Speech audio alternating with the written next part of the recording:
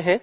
तो आज की क्लास का जो पहला क्वेश्चन है अपने सामने वो है he stopped working an hour एगो। अपने को बताना है यहाँ पे जो अंडरलाइंड वर्ड है सेंटेंस में वो क्या काम कर रहा है। सेंटेंस के जो एलिमेंट्स हैं उनमें से ये कॉम्प्लीमेंट है या ऑब्जेक्ट है या एडवर्बियल है या एडजंक्ट है। तो देखो ये तीन नाम तो सुने हुए रहते हैं अपने। एडजंक्ट होता है एडिशनल इंफॉर्मेशन देने वाला, ठीक है। तो अब अपने को बताना है इस सेंटेंस में ये जो वर्किंग वर्ड है ये क्या काम कर रहा है। तो देखो इस सेंटेंस में ये वाला सेंटेंस का सब्जेक्ट है, ये वाली सेंटेंस की वर्ब है और वर्ब के बाद हमें पता है क्या मिलता है, हमें ऑब्जेक्ट मिलता है। स्टॉप जो वर्ड है, स्टॉप जो वर्ब है ये एक ट्रांजिटिव वर्ब है, इसके बाद में इसका ऑब्जेक्ट आएगा। तो इसका मतलब है अपना आंसर आ गया ये वाला। यहां पर देखा जाए तो ये किसी मेन वर्ब की फोर्थ फॉर्म है, यानी जो वर्क मेन वर्ब है उसकी फोर्थ फॉर्म अपने को दे रखी है। और जब भी फोर्थ फॉर्म ऑब्जेक्ट का काम करे तो ये नाउन बन जाता है। जब भी किसी मेन वर्ब की फोर्थ फॉर्म नाउन का काम करे, फोर्थ फॉर्म ऑब्जेक्ट के प्लेस पे आए, नाउन का काम करे, तो वो या तो सब्जेक्ट होगा या ऑब्जेक्ट होगा। ठीक है, बात आ गई होगी समझ में। अपना आंसर आ गया एन ऑब्जेक्ट। जो लोग जुड़ गए हैं एक बार सेशन को लाइक और शेयर कर दें।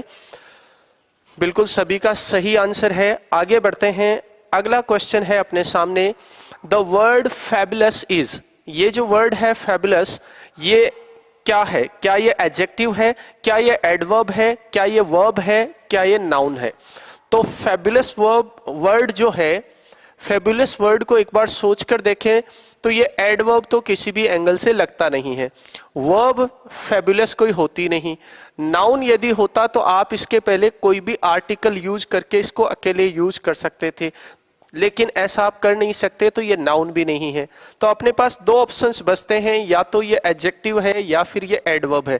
तो जैसा मैंने कहा एडवर्ब भी ये किसी एंगल से लगता नहीं है, तो आपका आंसर आ गया एन एडजेक्टिव। अच्छा क्वेश्चन है, सिंपल वर्ड है लेकिन कई बार ये भी कंफ्यूज कर देता है। तो आपका आंसर रहेगा एडजेक्टिव। बिल्कुल सभी का सही आंसर है। चलिए आगे बढ़ते हैं। अगला प्रश्न है Which one of the following phrasal verbs means to win? अपने को बताना है यहां पे जो फ्रेजल वर्ब्स दे रखी है उनमें से किसी एक का मीनिंग ये वाला है, टू विन। अब इनमें से कौन सी फ्रेजल वर्ब का ये मीनिंग है? कैरी ऑन अपने पास एक फ्रेजल वर्ब है, एक कैरी ऑफ है, एक कैरी आउट है और एक कैरी थ्रू है। तो सबसे पहले कैरी ऑन का मतलब होता है किसी काम को लगातार जारी रखना। दूसरा आ गया अपने पास कैरी ऑफ, इसी वर्ब का मीनिंग होता है आपका जीतना। ये जिनका आंसर है वो बिल्कुल ठीक रहेगा। देखो कैरी ऑफ का मीनिंग होता है प्राइज अवार्ड जीतना। कैरी आउट का मीनिंग होता है, कैरी आउट का मीनिंग होता है ओबे, आज्ञा का पालन करना। और कैरी थ्रू का मीनिंग होता है किसी काम को कंप्लीट करना सक्सेसफुली, यानी सक्सेसफुली कंप्लीट करना। तो इन चारों में से अपने को जो टू विन मीनिंग दे रहा है वो कौन सी फ्रेजल वर्ब है? Carry off. कैरी ऑन जारी रहना हो गया, कैरी आउट ओबे यानी आज्ञा पालन हो गया, कैरी थ्रू का मतलब होता है किसी वर्क को सक्सेसफुली कंप्लीट करना। चलिए ये रहा आपका आंसर। जिन्होंने ये वाला आंसर किया है बिल्कुल सही है। संजू चौधरी जी लिख रहे हैं सबका गलत है, बिल्कुल। चलिए कोई बात नहीं, जिन्होंने ये वाला किया था वो बिल्कुल ठीक है।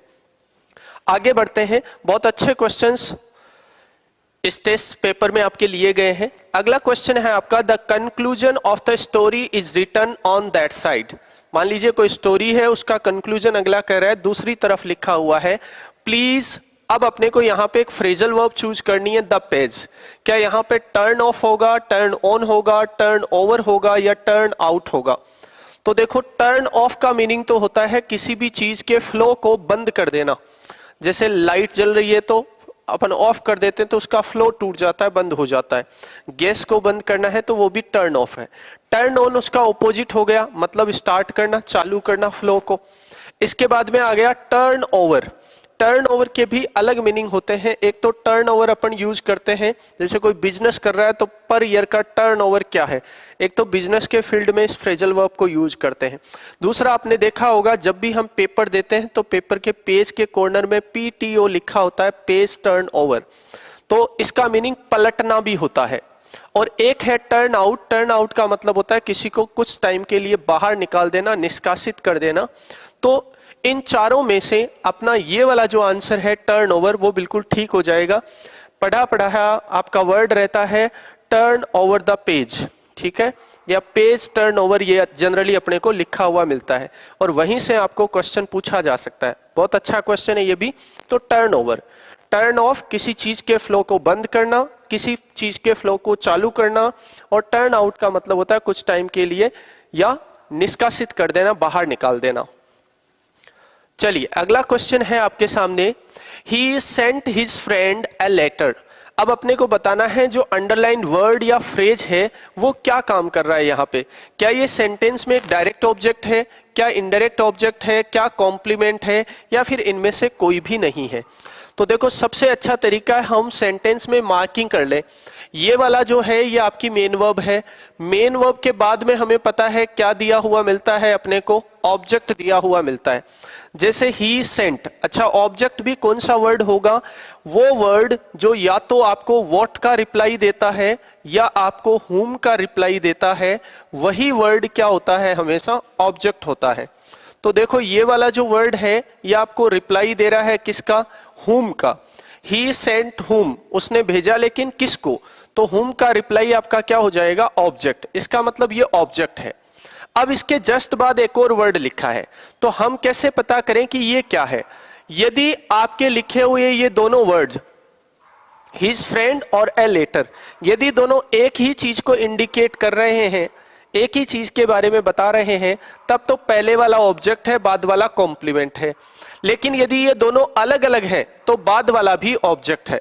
तो देखो इस सेंटेंस में ये वाला ऑब्जेक्ट है हिज फ्रेंड, ये तो पर्सन हो गया, और ए लेटर एक थिंग हो गई। इसका मतलब दोनों का कोई मैच आपस में नहीं है, तो ये वाला भी क्या हो गया, आपका ऑब्जेक्ट हो गया। लेकिन यदि हिज फ्रेंड के ही बारे में कोई डिटेल होती तो वो कॉम्प्लीमेंट हो जाता।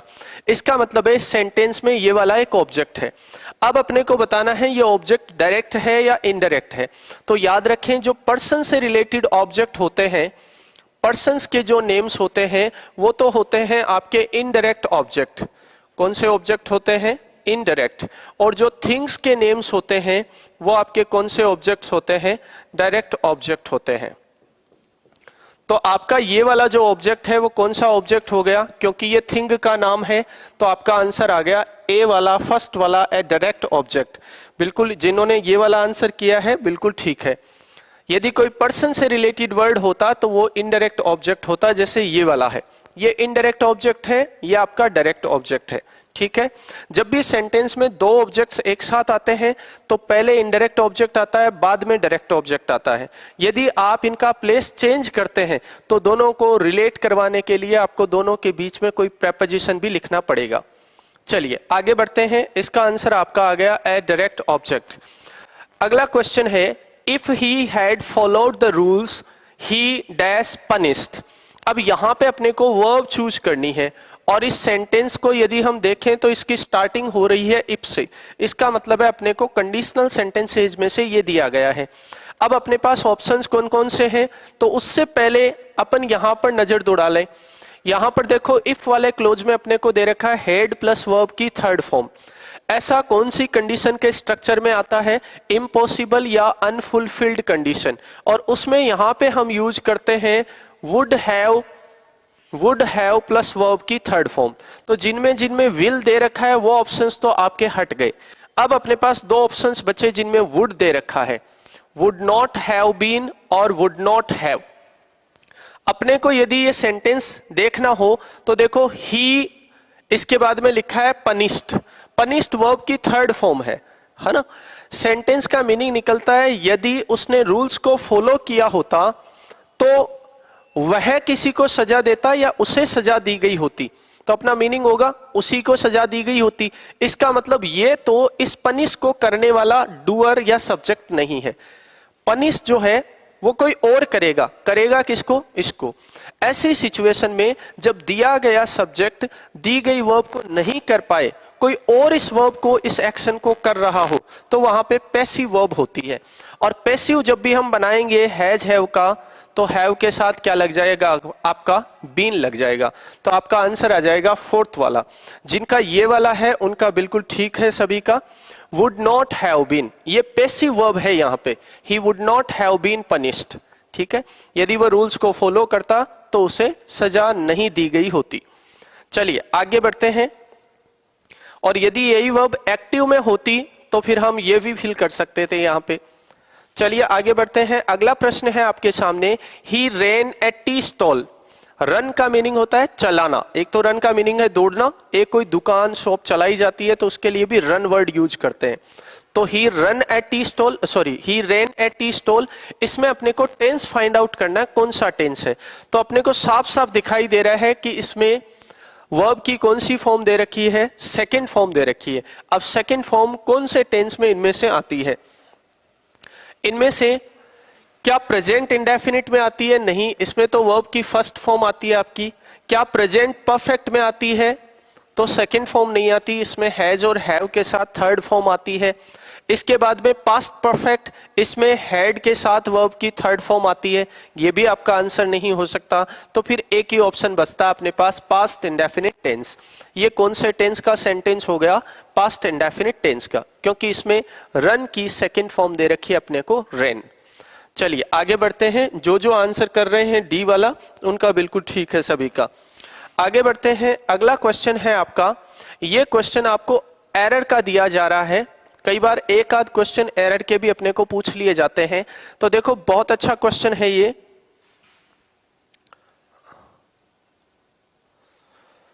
बहुत अच्छा क्वेश्चन है ये। इसमें अपने को एरर फाइंड करना है। Two summons dash have been sent to him dash by the court. पूरा एक सेंटेंस लिखा है। यदि इसमें कोई एरर नहीं है तब तो आपका आंसर ये हो जाएगा। यदि इसमें एरर है तो कौन से पार्ट में, तो देखो यहां पे आपने लिखा है टू समन्स।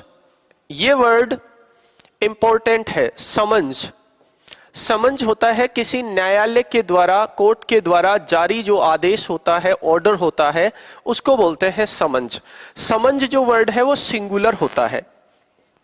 हालांकि इसमें एस जरूर लगा हुआ है लेकिन ये वर्ड सिंगुलर ही है। जैसे न्यूज होता है, लेकिन न्यूज का कोई प्लूरल नहीं बनता क्योंकि वो अनकाउंटेबल है। ये काउंटेबल है, इसका प्लूरल भी बनता है, और इसका प्लूरल बनाएंगे तो इसका प्लूरल हो जाएगा समन्जिस। तो ये इसका प्लूरल फॉर्म है। अब यहां पे अपन नोटिस करें तो सबसे पहले अपने को टू दे रखा है, इसका मतलब एक नहीं है, एक से ज्यादा की बात हो रही है, और इंग्लिश में एक से ज्यादा प्लूरल है। तो इसका मतलब आप ये जो नाउन दे रखा है इसका भी प्लूरल फॉर्म लिखेंगे, और इसका प्लूरल फॉर्म हो जाएगा ये वाला समन्जिस, ठीक है। तो ये वाला आपका आंसर हो जाएगा। इसके साथ प्लूरली वर्ब आनी चाहिए जो बिल्कुल ठीक दे रखी है। ये एक पैसिव वॉइस का सेंटेंस है तो आगे सब कुछ ठीक है। तो two summonses have been sent to him by the court, ये आपका आंसर हो जाएगा। इसमें कौन सा, जो ए पार्ट है वो वाला, ठीक है। अब कई बच्चों को यह भी लग रहा है कि यहां पे हैज बीन कर देते तो हैज बीन कर नहीं सकते थे क्योंकि यहां पे टू दे रखा है, और टू के साथ आपको प्लूरल ही नाउन लिखना होगा, और प्लूरल नाउन लिखेंगे तो प्लूरल ही वर्ब आएगी। तो ये वाली बात बिल्कुल ठीक है। आंसर आ गया ए, ठीक है, समन्जिस बिल्कुल सही है सभी का। चलते हैं आगे। फिर से आपके लिए जानकारी है, टेस्ट सीरीज और कंप्लीट कोर्स थर्ड ग्रेड के भर्ती के स्काई एजुकेयर एप्लीकेशन पे अवेलेबल है, जो आपको मिलेगा मोबाइल प्ले स्टोर पर, और साथ ही इस वीडियो के नीचे आपको लिंक में डिस्क्रिप्शन में भी ये मिल जाएगा। किसी भी तरह की अदर जानकारी के लिए आप इन नंबरों पे कांटेक्ट कर सकते हैं। आगे बढ़ते हैं। अगला क्वेश्चन है अपना, the poor dash given arms. ये जो वर्ड है आर्म्स, इसका मीनिंग होता है भिक्षा। अब अपने को बताना है सेंटेंस में वर्ब कौन सी अपन चूज करें कि ये सेंटेंस कंप्लीट हो जाए ठीक तरीके से, करेक्टली। तो देखो are, has, is, all of these, क्या ये सभी अपन फिल कर सकते हैं? तो एक सेंटेंस में एक ही वर्ब आएगी, सभी तो अपन फिल नहीं कर सकते, तो ये वाली बात तो हो गई गलत। अब अपने को बताना है इसमें क्या हैज लिखें, क्या इज लिखें, क्या आर लिखें। तो देखो यहाँ पे वर्ब की थर्ड फॉर्म दे रखी है। हम जानते हैं कि पैसिव में इज आर एम के साथ थर्ड फॉर्म आती है, एक्टिव में हैज हैव के साथ थर्ड फॉर्म आती है। इसका मतलब थर्ड फॉर्म के साथ तो ये तीनों ही आ सकते हैं। अब अपने को सोच के बताना है इसमें आंसर क्या होगा। तो इसका आंसर रह जाएगा आपका फर्स्ट वाला आर। अब क्यों रह जाएगा? सबसे पहले देखो ये पुअर जो वर्ड दे रखा है, पुअर आपका एक एडजेक्टिव है। पुअर क्या है? आपका एडजेक्टिव है। और एडजेक्टिव को यदि आप द लगाकर लिखते हैं, जैसे आपने ये वाला लिख दिया द पुअर, तो किसी भी एडजेक्टिव के पहले द आर्टिकल लगते ही वो बन जाता है आपका प्लूरल नाउन। क्या बन जाता है? प्लूरल नाउन बन जाता है। तो यहां पे भी पुअर वर्ड के पहले दा लगा है, इसका मतलब ये प्लूरल नाउन बन गया है। अब प्लूरल नाउन है तो इसके साथ वर्ब भी कैसी आएगी? प्लूरल आएगी। तो ये वाला प्लूरल है नहीं, ये वाला प्लूरल है नहीं, फिर आपके पास एक ही ऑप्शन बचता है are. The poor are given alms, इसका मतलब भिखारियों को भिक्षा दी जाती है। चलिए बहुत अच्छा, गुड इवनिंग जी, गुड इवनिंग सभी को। आगे बढ़ते हैं। अच्छा क्वेश्चन है, ध्यान में रखें। आपको द स्ट्रॉन्ग, द वीक ऐसे भी दिया जा सकता है, तो ऐसा प्लूरल नाउन हो जाएगा और उसके साथ प्लूरल ही वर्ब आएगी।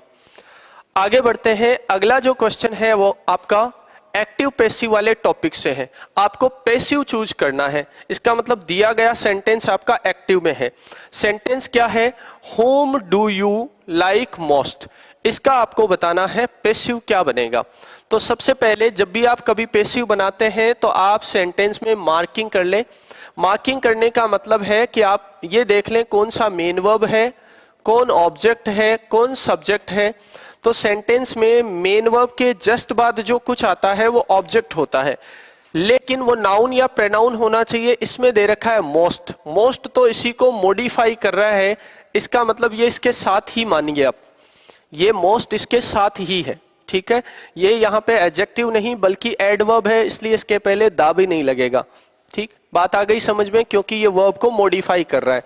तो ये तो पूरा आप साथ ही मान लीजिए, तो ये तो मेन वर्ब में इंक्लूड हो गया। इसका मतलब मेन वर्ब के बाद आना चाहिए ऑब्जेक्ट, वो इसमें दे नहीं रखा। मेन वर्ब से पहले दो ही चीजें आपको दी हुई मिलती हैं, एक तो सब्जेक्ट और एक आपकी हेल्पिंग वर्ब। इसका मतलब है इसमें आपके पास हेल्पिंग वर्ब है, सब्जेक्ट है, मेन वर्ब है, आपके पास ऑब्जेक्ट नहीं है। अब आपको पैसिव बनाना है। तो आप सभी ने ये पढ़ा होगा कि जब भी किसी होम से स्टार्ट होने वाले सेंटेंस का पैसिव बनाते हैं तो सबसे पहले आपको चेक करना होता है उसमें ऑब्जेक्ट है या नहीं। यदि होम वाले सेंटेंस में ऑब्जेक्ट है, ऑब्जेक्ट इज गिवन, यदि ऑब्जेक्ट आपको पहले से दे रखा है, तब तो आप होम के प्लेस पर पैसिव में भी होम ही रखेंगे। लेकिन यदि आपको होम वाले सेंटेंस में ऑब्जेक्ट नहीं दे रखा हो, ऑब्जेक्ट इज नॉट गिवन, यदि ऐसा है तो फिर आप होम के प्लेस पर हु लिखेंगे, फिर आप होम यूज नहीं करेंगे। तो देखो इसमें ऑब्जेक्ट नहीं है, इसका मतलब आप होम तो नहीं लिखेंगे। तो दो ऑप्शंस में ऐसा दे रखा है, ये आपके हट गए। इतनी सी जानकारी से आपके दो ऑप्शंस चले गए। चलिए अब इसमें देखो, इसमें भी हु है, इसमें भी हु है, बाकी का पैसिव आपको बनाना है। तो ये हु जो है ना, ये ऑब्जेक्ट का ही एक तरीके से प्लेस ले रहा है। हु जो है वो आपका ऑब्जेक्ट का ही प्लेस ले रहा है, तो ये सिंगुलर ही है। अब सिंगुलर के साथ आप देखेंगे तो हेल्पिंग वर्ब इसमें डू दे रखी है, तो डू की जगह अपन इज आर एम यूज करते हैं, दोनों में ठीक है। हेल्पिंग वर्ब के बाद में आपको वर्ब की थर्ड फॉर्म चाहिए, तो लाइक्ड मोस्ट, इसमें देखो बीइंग दे दिया। बीइंग तब यूज करते हैं जब वर्ब की आईएनजी फॉर्म अपने को दे रखी हो, जो इस सेंटेंस में है नहीं।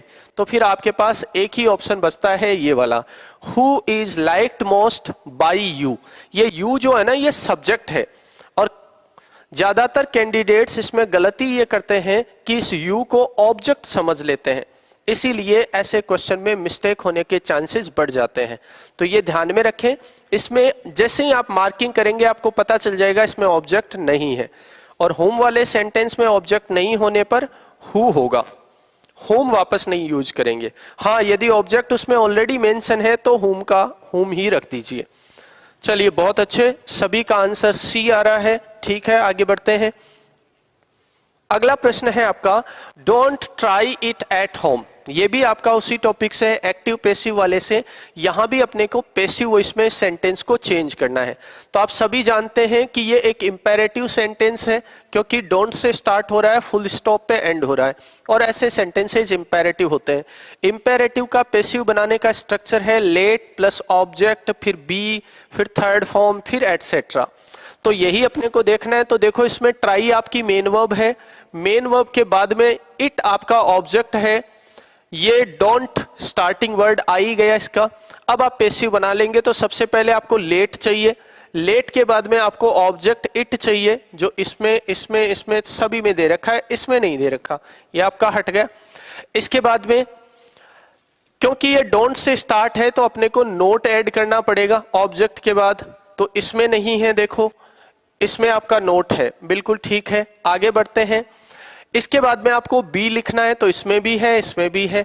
उसके बाद में आपको वर्ब की पैसिव में चाहिए थर्ड फॉर्म, इसमें फर्स्ट फॉर्म लिखी है, तो ये वाला भी हट गया। फिर तो आपके पास एक ही ऑप्शन ठीक बचता है, ये वाला, let it not be tried at home. इसका पैसिव आप बनाकर देख लेंगे, बिल्कुल सभी का ठीक आंसर आ रहा है। ममता चौधरी, राजेश सैनी, इमरान, बिल्कुल सभी का, मीनाक्षी मीना, सभी का ठीक आंसर है, सी वाला आंसर आपका ठीक हो जाएगा। आगे बढ़ते हैं। अगला प्रश्न है आपका, बाई हुम वॉज द रामायण रिटन। ये वाला जो सेंटेंस है ये पैसिव वॉइस में ऑलरेडी है, आपको इसका बनाना है एक्टिव वॉइस। तो इसका एक्टिव वॉइस क्या बनेगा? तो सबसे पहले देखो आपके पास पैसिव वर्ब कौन सी है, वॉज, और यहां पे वर्ब की थर्ड फॉर्म, ठीक है। अच्छा, इसमें स्टार्ट में दे रखा है बाई हुम, तो आप जानते हैं कि बाई हुम किसका पैसिव बनता है, हु का बनता है। इसका मतलब आपका सेंटेंस हु से स्टार्ट होना है। फिर इसमें देखो वॉज और थर्ड फॉर्म दे रखी है, ये पैसिव वर्ब किसकी बनती है, तो ये वर्ब की सेकंड फॉर्म का पैसिव बनती है। तो इसका मतलब है आपके पास आना चाहिए सेकंड फॉर्म। तो देखो इसमें फर्स्ट फॉर्म दे दी, ये आपका एक्टिव नहीं हो सकता। इसमें हैज रिटन दे दिया, ये भी आपका एक्टिव नहीं हो सकता। इसमें इज राइटिंग दे दिया, ये भी आपका एक्टिव नहीं हो सकता। अच्छा, यहाँ पे जो द रामायण लिखा हुआ है वो रियल में इस राइट वर्ब का ऑब्जेक्ट था, जिसको अब पैसिव में पहले ले आया गया है। तो ये वाला जो एक्टिव वॉइस है ये आपका ठीक है, हु रोट द रामायण। अब आप इसका पैसिव बनाएंगे तो इसका पैसिव यही बनेगा, बाई हुम वॉज द रामायण रिटन। इसमें भी जब इसका पैसिव पूछ लिया जाता है तो ज्यादातर स्टूडेंट से गलती ये होती है कि वो द रामायण तो पहले लिख देते हैं और वॉज को बाद में लिख देते हैं, जबकि सेंटेंस में जो हेल्पिंग वर्ब है वो कहाँ आनी चाहिए, आपकी पहले आनी चाहिए। तो ये भी आप ध्यान में रखें, कभी इसका पैसिव पूछ लेते हैं आपसे तो वॉज पहले आएगा, उसके बाद में द रामायण आएगा। चलिए, इस क्वेश्चन में आंसर रहेगा आपका सेकंड वाला, बिल्कुल सभी का ठीक है, हु रोट द रामायण। चलिए आगे बढ़ते हैं। अगला प्रश्न है आपका, जो लोग जुड़े हुए हैं एक बार सेशन को शेयर कर दें, 70 क्वेश्चंस तक हम पहुंचेंगे इस टेस्ट सीरीज में। तो अगला क्वेश्चन है आपका, the school where I studied for 3 years has become an old structure now. अब इसमें आपको जो अंडरलाइंड क्लोज है इसका टाइप बताना है, ये कौन से टाइप का क्लोज है, ये नाउन क्लोज है या एडवर्ब क्लोज ऑफ टाइम है या रिलेटिव क्लोज है या एडवर्ब क्लोज ऑफ कॉन्सिक्वेंस है। तो देखो यहां पे जो क्लोज दे रखा है, where I studied for 3 years, इसका मतलब जहां मैं 3 सालों तक पढ़ा, जहां पर मैंने 3 सालों तक स्टडी करी। ये किसके बारे में डिस्क्रिप्शन है, स्कूल के बारे में डिस्क्रिप्शन है। इसका मतलब ये पूरा का पूरा जो क्लोज है वो इस स्कूल वर्ड को डिफाइन कर रहा है, एक तरह से इसको क्वालिफाई मॉडिफाई कर रहा है। तो यहां पर ये जो वर्ड है ये आपका नाउन है और ये कर रहा है नाउन को मॉडिफाई। तो जो नाउन को मॉडिफाई करते हैं, क्वालिफाई करते हैं, वो आपके होते हैं एडजेक्टिव। क्या होते हैं? एडजेक्टिव। इसका मतलब ये पूरा का पूरा जो पार्ट है ये एक एडजेक्टिव का काम कर रहा है और क्लोज ये ऑलरेडी है ही, तो ये एडजेक्टिव क्लोज है। अब देखो आपके ऑप्शंस में क्या दे रखा है, नाउन क्लोज, नाउन क्लोज तो ये नहीं है। एडवर्ब क्लोज तो हमें पता है कि ये अपने से पहले वाले नाउन की विशेषता बता रहा है और नाउन की विशेषता बताने वाला एडजेक्टिव होता है, तो इसका मतलब ये एडवर्ब तो नहीं हो सकता। इसके बाद में तीसरा दे रखा है रिलेटिव क्लोज, तो आप सभी को पता है एडजेक्टिव क्लोज को ही आप क्या बोलते हैं, रिलेटिव क्लोज बोलते हैं। और क्यों बोलते हैं, इसका कारण है एडजेक्टिव क्लोज की स्टार्टिंग जो होती है वो या तो रिलेटिव प्रोनाउन से होती है या रिलेटिव एडवर्ब से होती है। इसीलिए आप इसे रिलेटिव क्लोज भी बोल सकते हैं। इसका मतलब आपका आंसर ये वाला आ गया। चौथा ऑप्शन आपका एडवर्ब क्लोज ही दे रखा है, तो ये भी आपके ऑप्शन से हट जाएगा। बिल्कुल जिनका आंसर एडजेक्टिव क्लोज या रिलेटिव क्लोज है वो बिल्कुल ठीक है। एडजेक्टिव क्लोज को रिलेटिव क्लोज क्यों बोलते हैं? क्योंकि एडजेक्टिव क्लोज की शुरुआत हमेशा या तो रिलेटिव प्रोनाउन से होती है या रिलेटिव एडवर्ब से होती है, इसीलिए इसको एडजेक्टिव के साथ साथ रिलेटिव क्लोज भी बोलते हैं। अगला प्रश्न है आपके सामने, there is no darkness outside the sun has. अब अपने को यहाँ पे वर्ब की फॉर्म चूज करनी है। तो फॉर्म अपने पास जो वर्ब दे रखी है, एक तो देखो दे रखा है वर्ब रेज और एक दे रखी है वर्ब राइज, राइजन और रोज। तो आप सभी ने ये दोनों वर्ब्स पढ़ी है। रेज का मतलब तो होता है उठाना, और एक वर्ड है राइज, राइज का मीनिंग होता है उदय होना। ये दोनों अलग अलग वर्ब्स हैं। इसकी सेकेंड फॉर्म आपकी होती है रेज्ड, थर्ड फॉर्म भी आपकी रेज्ड। और इसकी बात करें तो इसकी सेकेंड फॉर्म होती है रोज, थर्ड फॉर्म होती है आपकी राइजन। तो राइज, रोज, राइजन। तो अब आपको मीनिंग कौन सा चाहिए? सूर्य को उठाया गया या सूर्य उदय हुआ? तो यही वाला मीनिंग चाहिए। इसका मतलब इसकी थर्ड फॉर्म चाहिए, क्योंकि हैज हैव के साथ थर्ड फॉर्म यूज होती है। तो आपका आंसर आ गया ये वाला। ये वाला अपना आंसर है नहीं, क्योंकि ये अलग मीनिंग कन्वे कर रहा है। ये फर्स्ट फॉर्म आ गई, ये सेकंड फॉर्म आ गई, तो फिर एक ही ऑप्शन ठीक है, राइजन। बिल्कुल जिनका ये वाला आंसर है, मंजू सुहालका, ऋषिकेश जाट, ममता चौधरी, विजेंद्र सिंह, विजय बिश्नोई, श्री गंगानगर, सभी का, खुशबू चौहान, सभी का ठीक आंसर है। आगे बढ़ते हैं। अगला क्वेश्चन है, एक बार साथ ही साथ सेशन को शेयर कर दें आप। The electric light bulb dash by Thomas Alva Edison. यहां पे आपको वर्ब चूज करनी है। इलेक्ट्रिक बल्ब का आविष्कार थॉमस अल्वा एडिशन के द्वारा किया गया। आपके पास ऑप्शंस है invented, was invented, have invented या हैड इन्वेंटेड। कौन सी वर्ब यहां पे चूज करें कि ये सेंटेंस कंप्लीट मीनिंगफुल हो जाएगा?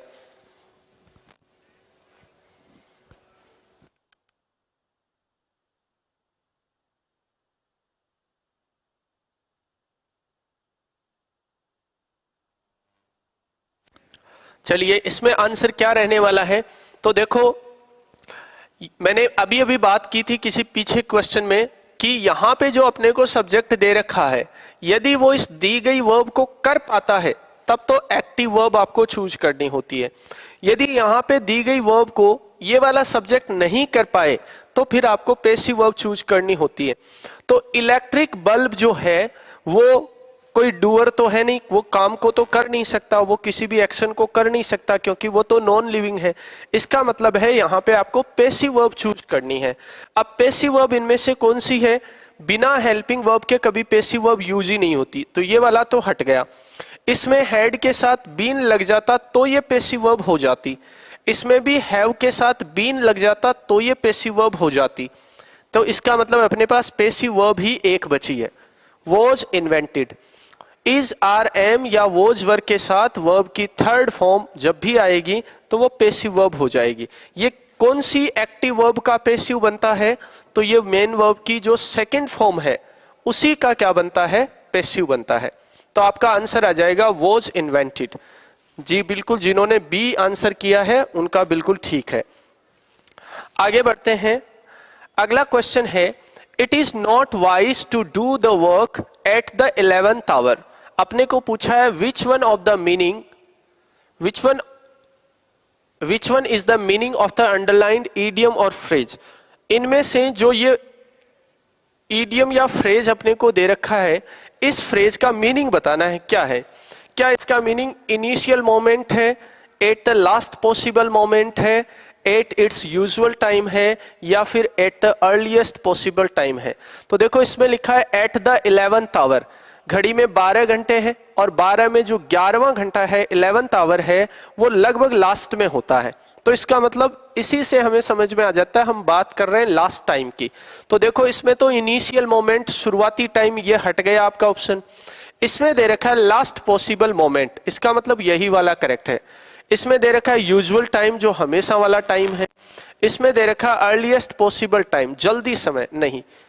11th आवर, घड़ी में 12 घंटों में लगभग लास्ट का टाइम होता है, इसलिए हम बोलेंगे at the last possible moment.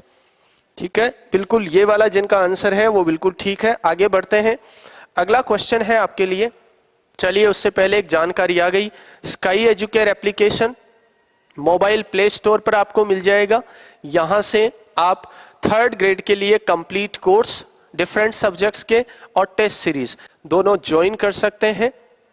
इनके जो चार्जेज हैं वो भी वहां पे आपको मेंशन मिल जाएंगे। टेस्ट सीरीज बहुत ही अच्छी चल रही है, आप अपनी प्रैक्टिस को परख सकते हैं इससे, और यदि किसी की पहले से कमजोरी रही हुई है तो कंप्लीट कोर्स लेके भी उसमें इंप्रूवमेंट किया जा सकता है। चलिए स्काई एजुकेयर एप्लीकेशन आप डाउनलोड कर लें और यहां से आप जो भी कोर्स आपको परचेज करना है वो कर सकते हैं। किसी भी तरह की अदर आपको जानकारी चाहिए, इन नंबरों पे आप कांटेक्ट कर लें। चलिए बढ़ते हैं नेक्स्ट क्वेश्चन। नेक्स्ट क्वेश्चन भी आपका इडियम फ्रेज वाले पार्ट से ही है। बैक टू स्क्वायर वन, इस फ्रेज का मीनिंग क्या है? To be able to count, to complete a game, to start again something और टू रिप्लाई ए क्वेश्चन। इसका आंसर क्या होगा? देखो इसमें वर्ड दे रखा है बैक, बैक का मतलब वापस उसी जगह पे चले जाना, तो ऐसा कोई मीनिंग देने वाला ही अपने को वर्ड चूज करना है। तो to be able to count, इसका मतलब तो हो गया काउंट करने में योग्य होना। कंप्लीट है गेम, गेम को कंप्लीट करना, ऐसा तो कोई मीनिंग नहीं है। स्टार्ट अगेन, इसका मतलब दोबारा स्टार्ट करना किसी चीज को, तो वही है वापस जहां से स्टार्ट किया था वहां पे बैक चले गए, वहीं से वापस शुरुआत होगी, तो यही इसका मीनिंग हो जाएगा। To reply a question, question का रिप्लाई देने की तो यहाँ पर कोई बात है नहीं, तो आंसर आ जाएगा आपका सी वाला। जिनका ये वाला आंसर है उनका सभी का बिल्कुल ठीक है। Back to square one it means to start again.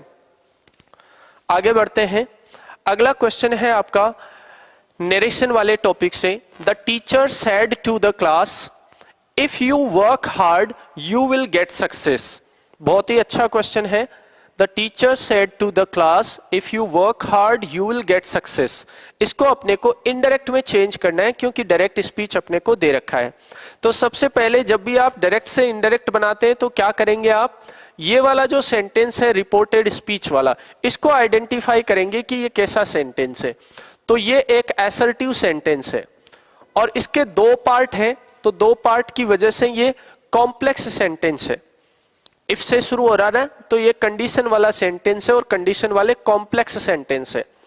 अब आपको चेंज करना है, तो आप सभी को पता है कि इधर जब सेंटेंस आपका असर्टिव आता है तो आप सेड या सेड टू के प्लेस पर क्या लिखते हैं? असर्टिव आने पर सेड के प्लेस पर आप सेड लिखते हैं, सेड टू के प्लेस पर आप लिखते हैं टोल्ड। तो देखो ऐसा किस किस में दे रखा है, इसमें तो नहीं है, ये ऑप्शन आपका चला गया। इसमें टोल्ड है, इसमें है, इसमें है। आगे बढ़े, द क्लास सभी में दे रखा है। अब अपने को कंजंक्शन चाहिए, तो सभी को पता है कि असर्टिव सेंटेंस जब रिपोर्टेड स्पीच में दिया होता है तो कंजंक्शन कौन सा लगता है आपका? दैट लगता है, तो बिल्कुल ये दैट ही आएगा सभी में। लेकिन इसमें देखो आपका दैट नहीं दे रखा, इफ दे दिया, तो ये भी गलत हो गया। अब कई ये सोच रहे हैं कि इफ यहाँ पे दे रखा है ये यहाँ पे क्यों नहीं आ सकता? नहीं, ये तो आपका इस सेंटेंस का पार्ट है। यहां पे जो आप कंजंक्शन लगाएंगे वो आपको खुद लिखना है। ठीक है, ये वाला, सॉरी ये तो हट ही गया। तो अब आपके पास दो ऑप्शन बचे। अब इसके बाद में आपकी स्टार्टिंग इस कंजंक्शन से ही होगी। यदि कॉम्प्लेक्स सेंटेंस दे रखा है तो आपका सेंटेंस उसी कंजंक्शन से स्टार्ट होगा जो आपको दे रखा है, तो ये वाला भी हट गया था। अब देखो दैट के बाद में इफ एक ही ऑप्शन में है, इसमें नहीं है, ये भी हट गया, तो फिर आपके पास आंसर आ गया ये वाला। ये बहुत इंपॉर्टेंट चीज है जो ध्यान में रखनी है कि जब भी कोई कॉम्प्लेक्स सेंटेंस रिपोर्टेड स्पीच में दिया हुआ हो तो आपको कंजंक्शन तो जो असर्टिव के अकॉर्डिंग है वो लगाना है। उसके बाद में जो कंजंक्शन है वो सेंटेंस का पार्ट है, वो भी नहीं हटेगा, वो भी लगेगा। तो यहाँ पे दो दो कंजंक्शंस लगेंगे, एक इस सेंटेंस का पार्ट है और दूसरा कंजंक्शन हम इन दोनों पार्ट्स को जोड़ने के लिए लगा रहे हैं। अच्छा क्वेश्चन है, ध्यान में रखें। तो इसमें देखो आपका आंसर आ गया इफ। अब यू सेकंड पर्सन है, ऑब्जेक्ट से चेंज हो जाएगा। क्लास प्लूरल वर्ड मानेंगे इसको तो दे, वर्क की सेकंड फॉर्म। अब प्लूरल क्यों मानेंगे? क्योंकि क्लास किसी एक स्टूडेंट की तो होगी नहीं, उसमें बहुत सारे कैंडिडेट्स होंगे, तो दे आ जाएगा। फर्स्ट फॉर्म को आप बदल देते हैं, सेकंड फॉर्म में हार्ड हार्ड रह जाएगा, फिर यू आप चेंज करेंगे तो दे हो जाएगा, विल का वुड बन जाएगा आपका, और आगे कोई चेंजेस होने नहीं है। तो आपका आंसर आ गया थर्ड वाला, बिल्कुल सही आंसर है जिन्होंने ये वाला आंसर किया है। कमलेश यादव जी कह रहे हैं सर रेगुलर लाओ क्लास। कोशिश तो रेगुलर की रहती है, लेकिन डेली इतना समय नहीं मिल पाता है, फिर भी आपके लिए जैसे ही मुझे मौका मिलता है, समय मिलता है, आपके लिए ये क्लास रहेगी। आगे बढ़ते हैं, अगला क्वेश्चन है, my colleague said to me have a cup of tea. ये भी बहुत अच्छा क्वेश्चन है, डायरेक्ट इनडायरेक्ट वाले पार्ट में। आपको ये डायरेक्ट में दे रखा है, आपको इसका इनडायरेक्ट बनाना है। तो क्या रहेगा इसका इनडायरेक्ट? तो देखो आपका ये सेंटेंस मेन वर्ब के फर्स्ट फॉर्म से स्टार्ट हो रहा है। अगला कह रहा है have a cup of T, ठीक है, यानी एक कप चाय लीजिए, एक तरह से इनवाइट किया जा रहा है। तो अब आप सेड टू के प्लेस पर क्या लिखें? आप टोल्ड भी लिख सकते हैं ऐसे सेंटेंस में, आप आस्क्ड भी लिख सकते हैं। तो आपके पास ये दोनों ही ऑप्शंस दे रखे हैं, टोल्ड और आस्क्ड वाले। अब आगे बढ़ते हैं, तो ये इंपेरेटिव सेंटेंस है, यहाँ पे हैव मेन वर्ब की फर्स्ट फॉर्म है। तो इंपेरेटिव सेंटेंस आने पर आप कंजंक्शन क्या लगाते हैं? टू लगाते हैं। तो देखो इसमें दैट है, ये हट गया आपका, इसमें टू है, बिल्कुल ठीक बात है, इसमें भी टू है, ये भी ठीक है। इसमें देखो नोट टू दे दिया। नोट टू तब यूज करते हैं जब आप डोंट वाला सेंटेंस यहाँ पे देखते हैं, तो ये वाली बात भी गलत हो गई। अब कंजंक्शन के बाद इंपेरेटिव ये कहता है कि आपको सेंटेंस में एक तो ऑर्डर चेंज नहीं करना और एक वर्ब चेंज नहीं करनी। तो इसका मतलब है हैव का हैव ही रहेगा, इसमें आप चेंज कर रहे हैं तो ये वाला गलत हो गया। तो इसका मतलब है आपके पास सेकंड वाला आंसर रह जाएगा, my colleague asked me to have a cup of tea. इस आस्क्ड के प्लेस पर टोल्ड भी लिख देते तो भी ये बात ठीक थी। बस अपने को यहाँ ये वाला जो पार्ट है यहीं से पता चल जाता है कौन सा आंसर होगा, कंजंक्शन और कंजंक्शन के बाद वर्ब। चलिए बहुत अच्छे, सभी के आंसर्स बिल्कुल ठीक है। आगे बढ़ते हैं, अगला क्वेश्चन है आपका, a poem of 14 lines with a variable rhyme scheme is called. 14 lines की पोइम क्या कहलाती है? बस सिंपल सा इतना ही अपने को पता रखना है। क्या उसको एलिजी बोलते हैं, क्या सोनेट बोलते हैं, ओनोमेटोपिया या मेटाफर? तो बहुत सिंपल क्वेश्चन है, सभी को पता भी होगा।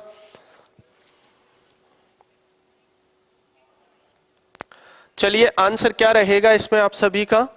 इसमें आपका आंसर हो जाएगा सोनेट। 14 लाइंस की जो पोइम है वो एलिजी नहीं होती, ये तो एक तरह का शोक गीत होता है, मॉर्निंग सॉन्ग होता है, ठीक है। माउन का मतलब होता है शोक प्रकट करना, तो शोक गीत होता है। ओनोमेटोपिया का इससे कोई लेन देन नहीं, मेटाफर का भी इससे कोई लेन देन नहीं, क्योंकि ये कंपैरिजन के लिए यूज होता है। तो आपका आंसर आ गया सोनेट। बहुत सिंपल सा क्वेश्चन है, लेकिन एग्जामिनेशन ऐसा पूछ सकता है आपसे। आगे बढ़ते हैं, मोनोफथोंग्स आर। मोनोफथोंग्स क्या होते हैं ये अपने को बताना है। बिल्कुल सोनेट जिनका आंसर था बिल्कुल ठीक है। अब अपने को बताना है मोनोफथोंग्स क्या होते हैं।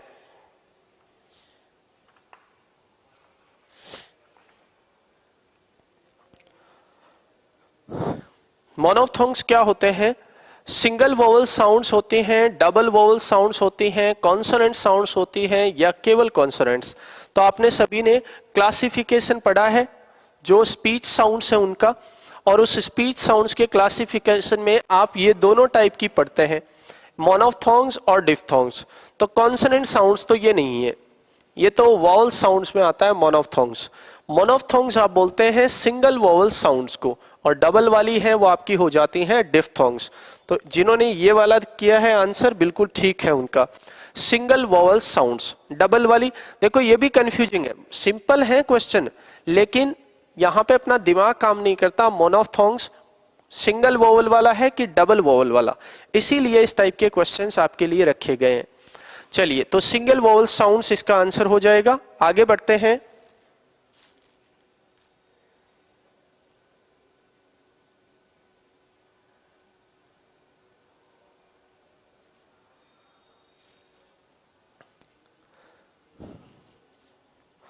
एक बार देख लेते हैं।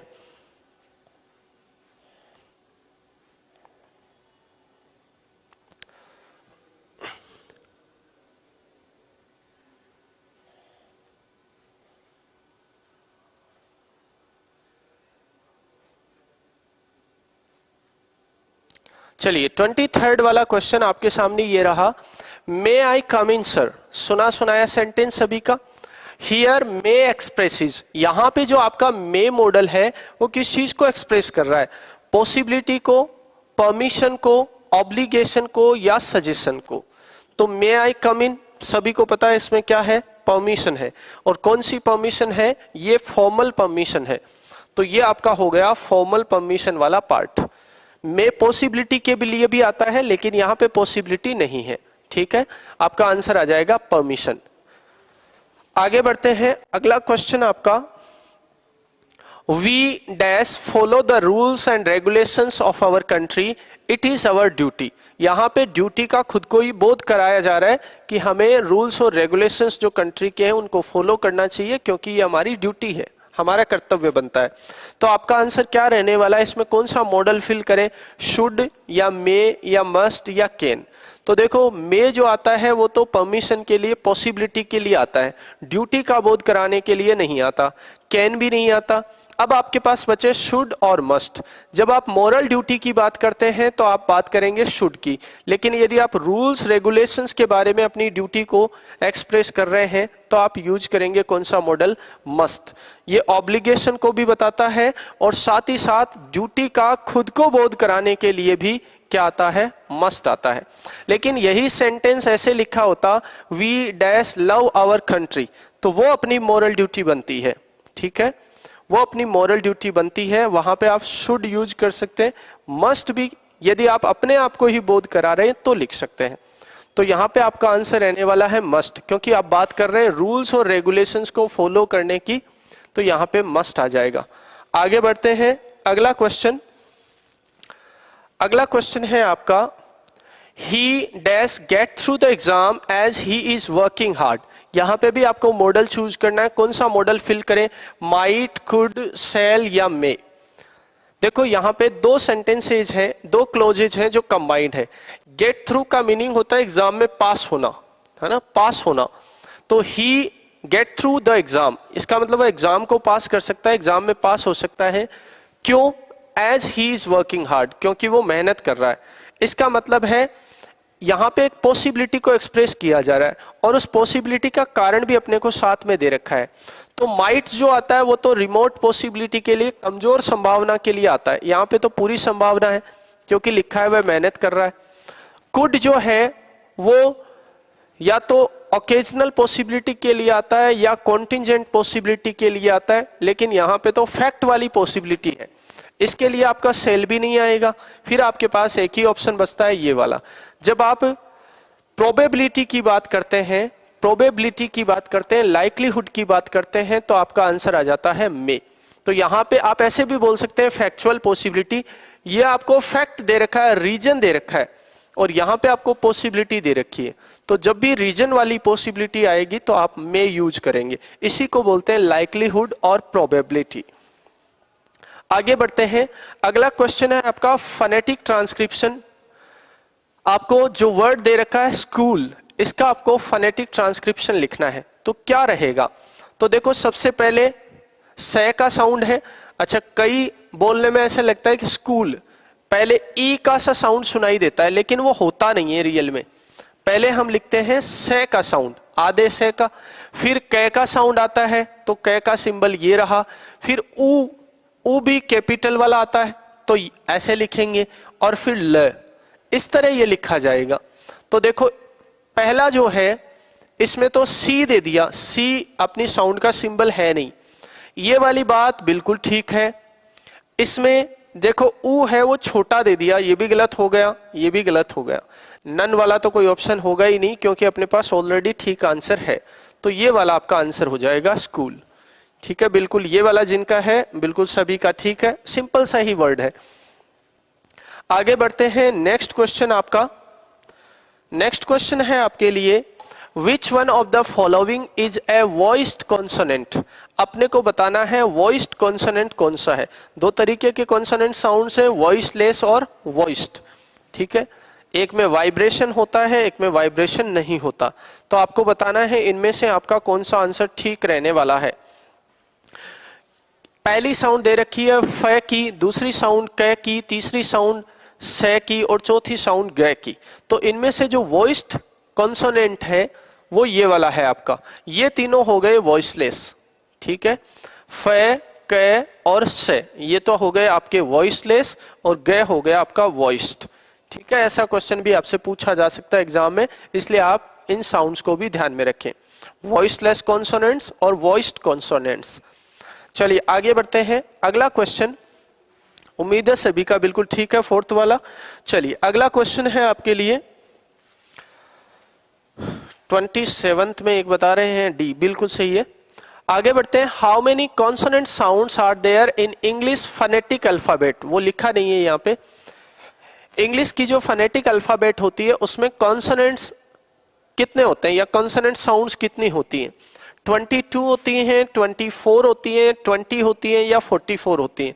तो सभी को पता है टोटल स्पीच साउंड्स तो होती है 44, ये तो आपका आंसर हो नहीं सकता। वॉवल साउंड्स होती हैं आपकी 20, ये भी नहीं है। अब आपके पास ऑप्शंस बचे हैं 2, आपका आंसर रह जाएगा 24। टोटल 44 हो गई, 44 में से आपकी 20 हो गई वॉवल साउंड्स, तो फिर आपके पास कॉन्सोनेंट साउंड्स कितनी बच गई?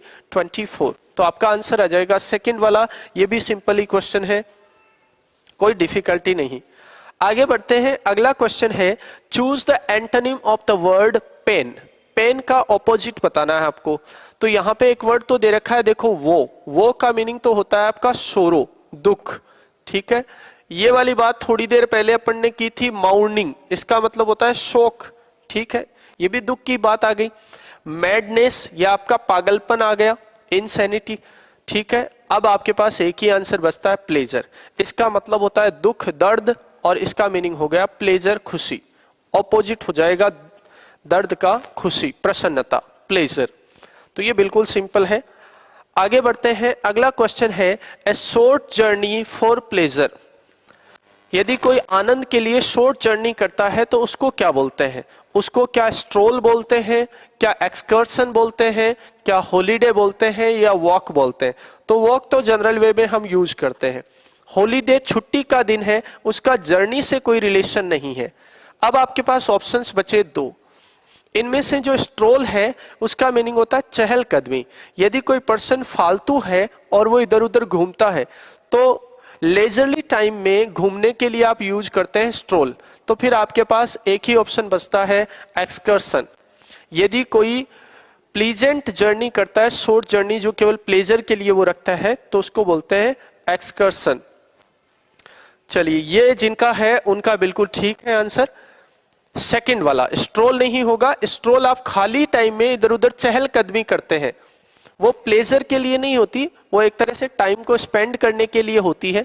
तो आपका आंसर रहेगा ये वाला, एक्सकर्शन। चलिए आगे बढ़ते हैं। अगला क्वेश्चन है आपका, चलिए फिर से आपके लिए जानकारी, स्काई एजुकेयर एप्लीकेशन आप मोबाइल प्ले स्टोर पर जाके डाउनलोड कर सकते हैं, या फिर आपको वीडियो के नीचे लिंक दिया मिलेगा, वहां से आप एप्लीकेशन को डाउनलोड करके 3rd ग्रेड के कंप्लीट कोर्स और टेस्ट सीरीज जो एप्लीकेशन पे अवेलेबल है, इन दोनों का बेनिफिट ले सकते हैं। यदि आपने अच्छी तैयारी कर रखी है तो आप टेस्ट सीरीज ज्वाइन करके अपनी तैयारी को परख सकते हैं।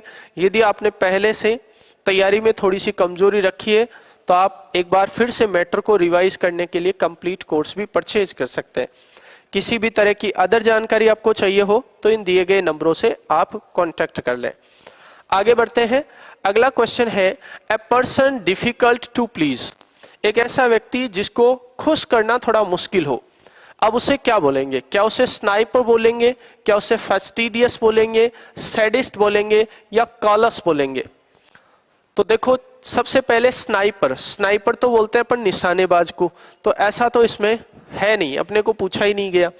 फैस्टिडियस का मीनिंग होता है, वैसे अपन बोलते हैं नकचढ़ा, इसका मतलब जिसको हर चीज पे कुछ न कुछ कमी नजर आ जाती है, जिसको खुश करना थोड़ा सा मुश्किल हो। सैडिस्ट जो होता है जो दूसरों को दुख देके और उसी से उसको प्रसन्नता मिलती है, दूसरों को दुख देने से जिसको प्रसन्नता मिलती है वो सैडिस्ट हो गया।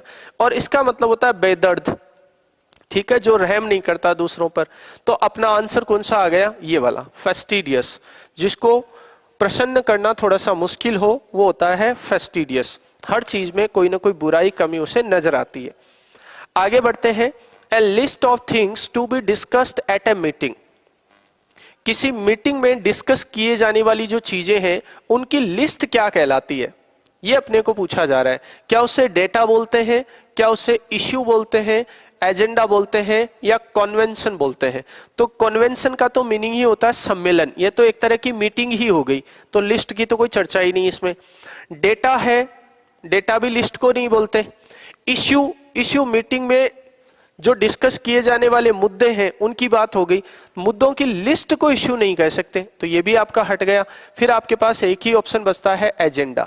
एजेंडा का मतलब होता है जो सूची पत्र होता है मीटिंग का, जिसमें कौन कौन से टॉपिक्स डिस्कस किए जाने वाले हैं वो लिखे जाते हैं।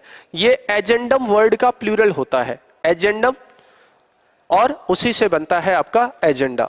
सूची पत्र, कार्य सूची। चलिए बहुत अच्छा, सभी के आंसर्स बिल्कुल ठीक हैं इसमें। आगे बढ़ते हैं। अगला क्वेश्चन है, the scientists evacuated the chamber before filling it with nitrogen. इस सेंटेंस में अपने को जो अंडरलाइन करके वर्ड दे रखा है इसका मीनिंग बताना है। मीनिंग का मतलब अपने को एक तरह से इसका सिनोनिम बताना है। तो इवैक्यूएट का मीनिंग क्या है?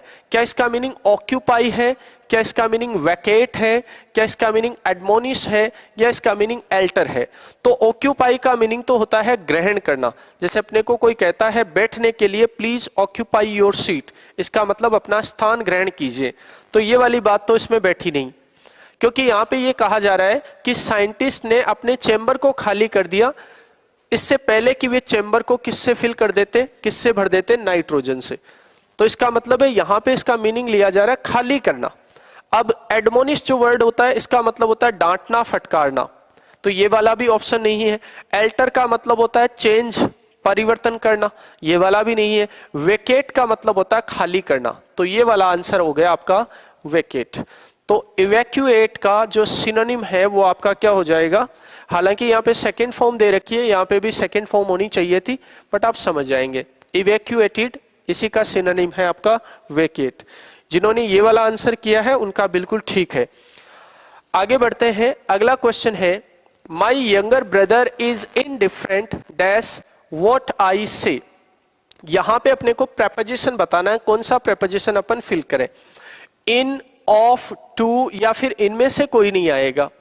तो देखो इनडिफरेंट जो वर्ड है, इनडिफरेंट, डिफरेंट वर्ड आ जाता है तब तो हम बात करते हैं फ्रॉम प्रेपोजिशन की। डिफरेंट के साथ तो हम यूज करते हैं फ्रॉम, और यदि इनडिफरेंट कहीं पे आ जाता है तो आप इसके साथ जो प्रेपोजिशन यूज करते हैं वो कौन सा होता है? टू। इसके साथ आप कौन सा प्रेपोजिशन यूज करेंगे? टू प्रेपोजिशन यूज करेंगे। इनडिफरेंट टू, ये परमानेंटली आप याद ही रख लें। एक ऐसा कहीं पे वन वर्ड अपने पहले की क्लास में आया था, one who is indifferent to pain और प्लेजर, जिसको अपन ने कहा था स्टोइक। तो वहां भी इनडिफरेंट के साथ कौन सा प्रेपोजिशन आया था? टू आया था। तो आंसर रह जाएगा आपका टू। जिन्होंने ये वाला आंसर किया है टू, इकरा खान, रघुवीर नागर, संजू चौधरी, खुशबू चौहान, सभी का बिल्कुल ठीक है। ऋषिकेश जाट बता रहे ऑफ, ऑफ नहीं होगा, टू ही होगा। आगे बढ़ते हैं। अगला प्रश्न है आपका, let he and me do it together.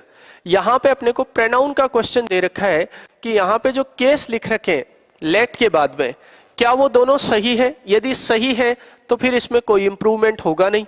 यदि ये सही नहीं है तो फिर इनकी जगह पे क्या लिख दें कि ये ठीक हो जाएगा? क्या हिम एंड मी लिख दें, क्या हिज एंड माइन लिख दें, क्या हिमसेल्फ एंड मी लिख दें? तो आप सभी को जानकारी होगी कि लेट जो वर्ब है, लेट जो वर्ब है इसके बाद में आपको ऑब्जेक्टिव केस का यूज करना होता है। अब एक और चीज जो मैं बता देता हूं कि लेट के बाद ऑब्जेक्टिव केस ही क्यों आता है, इसका कोई कारण? ये तो बात चलो ठीक है, मान लेते हैं कि लेट के बाद में ऑब्जेक्टिव केस आता है, लेकिन क्यों? रियल में ये जो लेट है ये मेन वर्ब है, और इसका जो सब्जेक्ट है वो अपने को कभी भी मेंशन करके जनरली दिया ही नहीं जाता।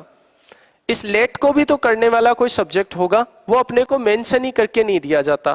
तो इसका मतलब सब्जेक्ट है वो तो हिडन है, लेट मेन वर्ब है, और मेन वर्ब के बाद में आपका आता है ऑब्जेक्ट, इसीलिए वहां पे ऑब्जेक्टिव केस का यूज होता है। तो लेट वर्ब के साथ कभी भी इसका सब्जेक्ट मेंशन नहीं रहता, वो हिडन रहता है, ठीक है। और इसीलिए लेट के बाद ऑब्जेक्ट आना चाहिए, अर्थात ऑब्जेक्टिव केस आना चाहिए। तो आपका आंसर हो गया ये वाला, क्योंकि ही का ऑब्जेक्टिव केस हिम हो जाएगा और मी खुद ऑब्जेक्टिव केस ही है। तो आपका आंसर रह जाएगा फर्स्ट वाला। तो दोनों बातें आप ध्यान में रखें। लेट के बाद ऑब्जेक्टिव केस आता है, क्यों? क्योंकि लेट वर्ब का जो सब्जेक्ट है वो हिडन रहता है, छिपा हुआ रहता है, वो दिखाई नहीं देता। तो इसके बाद आना चाहिए ऑब्जेक्ट, और ऑब्जेक्ट जो भी आएगा वो ऑब्जेक्टिव केस में ही होगा। चलिए आगे बढ़ते हैं। अगला क्वेश्चन है आपके लिए the antonym of the word obvious.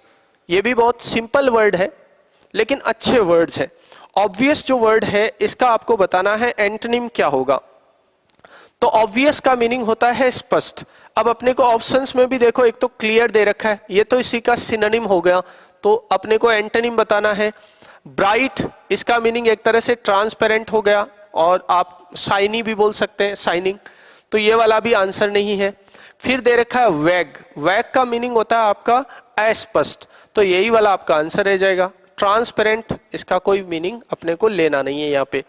तो ऑब्वियस स्पष्ट होता है, इसका मीनिंग हो गया वैग यानी अस्पष्ट, तो ये इसका एंटोनिम हो गया वैग। आगे बढ़ते हैं। अगला क्वेश्चन है आपका she is dash at speaking English, it is difficult to. अब अपने को फिर से यहाँ पे एक वर्ड चूज करना है, only one puppy for animal shelter. अब अपने को यहाँ पे दो वर्ड्स दे रखे हैं दोनों ब्लैंक्स को फिल करने के लिए।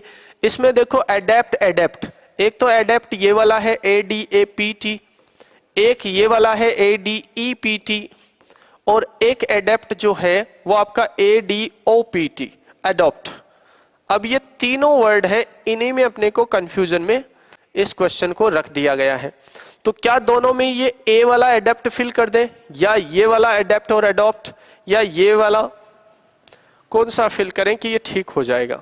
तो ADEPT, इसका मीनिंग होता है एक तरह से निपुण, कुशल, जो स्किलफुल हो, उसको बोलते हैं एडेप्ट। इस एडॉप्ट का मीनिंग होता है एक तरह से गोद लेना, स्वीकार करना। और ये वाला जो एडेप्ट है इसका मीनिंग होता है आपका अनुकूल होना, अनुकूलन।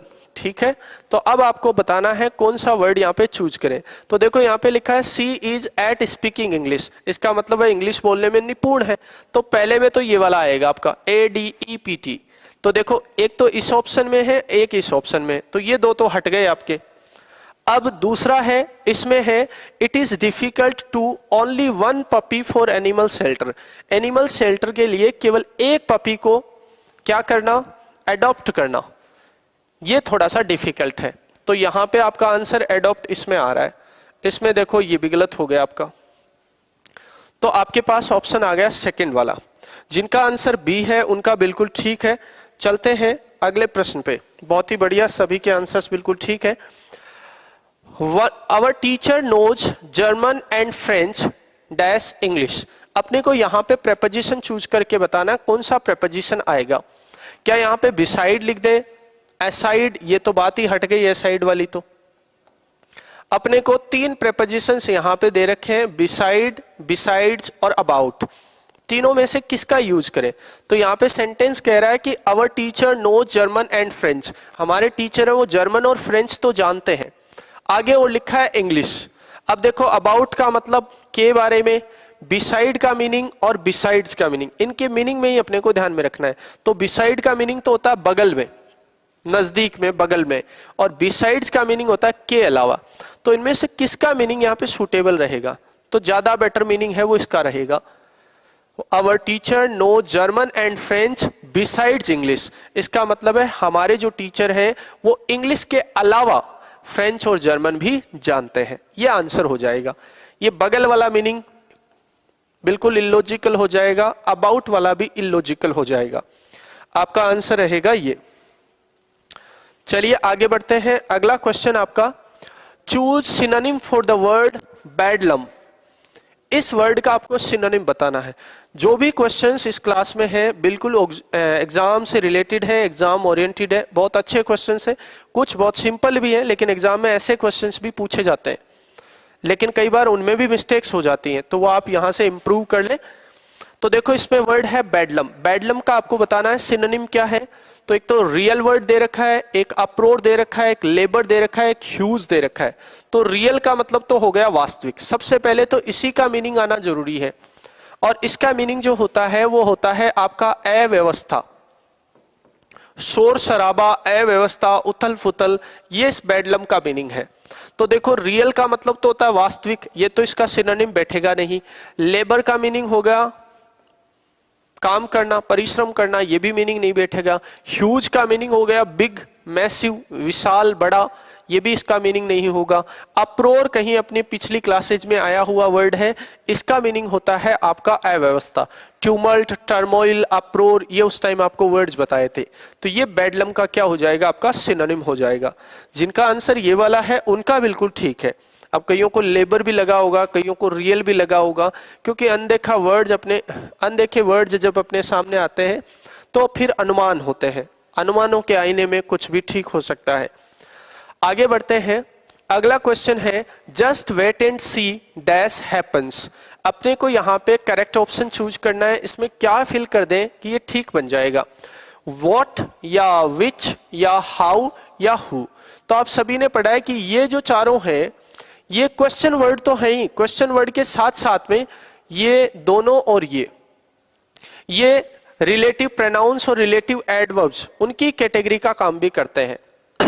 ठीक है, ये आपका नाउन क्लोज बनाने के लिए यूज होता है।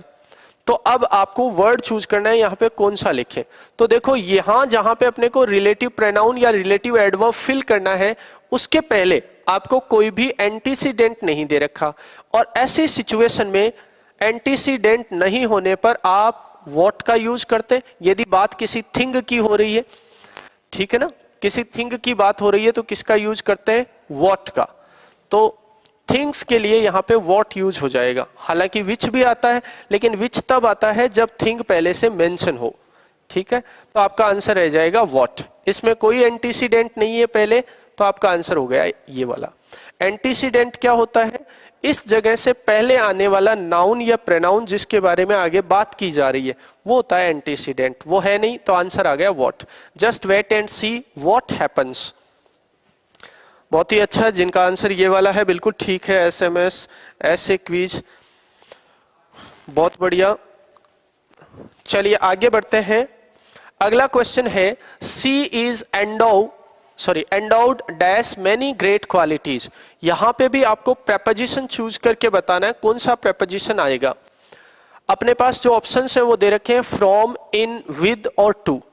तो देखो एंडो का मीनिंग होता है वैसे प्रदान करना। किसी के पास कोई क्वालिटीज भगवान ने प्रदान की है तो उसी को बताने के लिए हम वर्ड लिखते हैं एंडो। और एंडो जो प्रेपोजिशन है इसके बाद में यदि क्वालिटी की बात हो रही है तो डेफिनेटली इसके साथ क्या आएगा, विद आएगा। एंडो विद, फिर आगे कोई क्वालिटी लिखती जाती है। तो यहाँ पे भी देखो ग्रेट क्वालिटीज मेंशन है, तो आपका आंसर रह जाएगा विद। अच्छा वर्ड है एंडोड, इसको याद रखें, इसके साथ प्रेपोजिशन विद आता है, ये बात भी आप ध्यान में रखें। जिन्होंने इसका आंसर विद किया है उनका आंसर बिल्कुल ठीक है। विद के बाद देखो मेंशन क्या होना चाहिए, कोई ना कोई क्वालिटी। किसी का इंग्लिश बोलना क्वालिटी हो सकती है, किसी का तेज दौड़ना उसकी क्वालिटी, क्वेश्चंस को जल्दी सॉल्व कर देना उसकी क्वालिटी हो सकती है। तो ऐसी कोई क्वालिटी मेंशन होने पर आप विद का यूज करते हैं। चलिए आगे बढ़ते हैं। अगला क्वेश्चन आपके सामने फिर से जानकारी, स्काई एजुकेयर एप्लीकेशन। जो लोग अभी जुड़े हैं, बाद में जुड़े हैं, ये एप्लीकेशन है जो आपको मोबाइल प्ले स्टोर पर मिल जाएगा या फिर इस वीडियो के नीचे डिस्क्रिप्शन में इसका लिंक दिया मिल जाएगा। इसको आप डाउनलोड करके यहाँ से 3rd ग्रेड के सभी सब्जेक्ट्स के कंप्लीट कोर्स और टेस्ट सीरीज ये ज्वाइन कर सकते हैं। किसी भी अदर जानकारी के लिए आप इन दिए गए नंबर्स पर कांटेक्ट कर लें। अगला क्वेश्चन जो है आपका वो है children must be dash to their teachers. बहुत अच्छा क्वेश्चन है। आपको यहाँ पे फिल करना कौन सा वर्ड ठीक रहेगा, ओबेड, ओबे, ओबीडियंट या ओबेइंग। आपको बताना है इसमें कौन सा वर्ड ठीक रहेगा।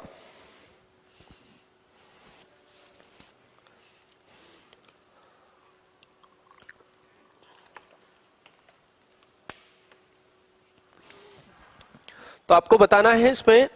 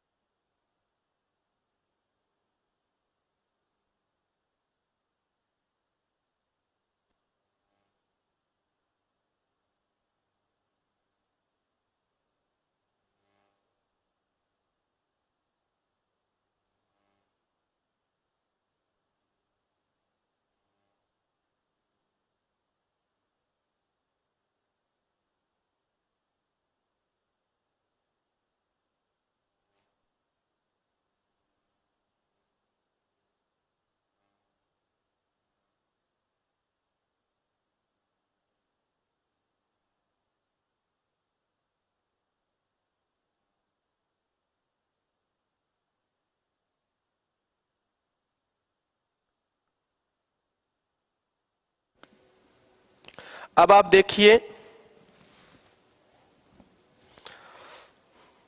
चलिए एक बार मैं फिर से रिपीट कर देता हूं इस क्वेश्चन को, वॉइस नहीं आ रही थी तो।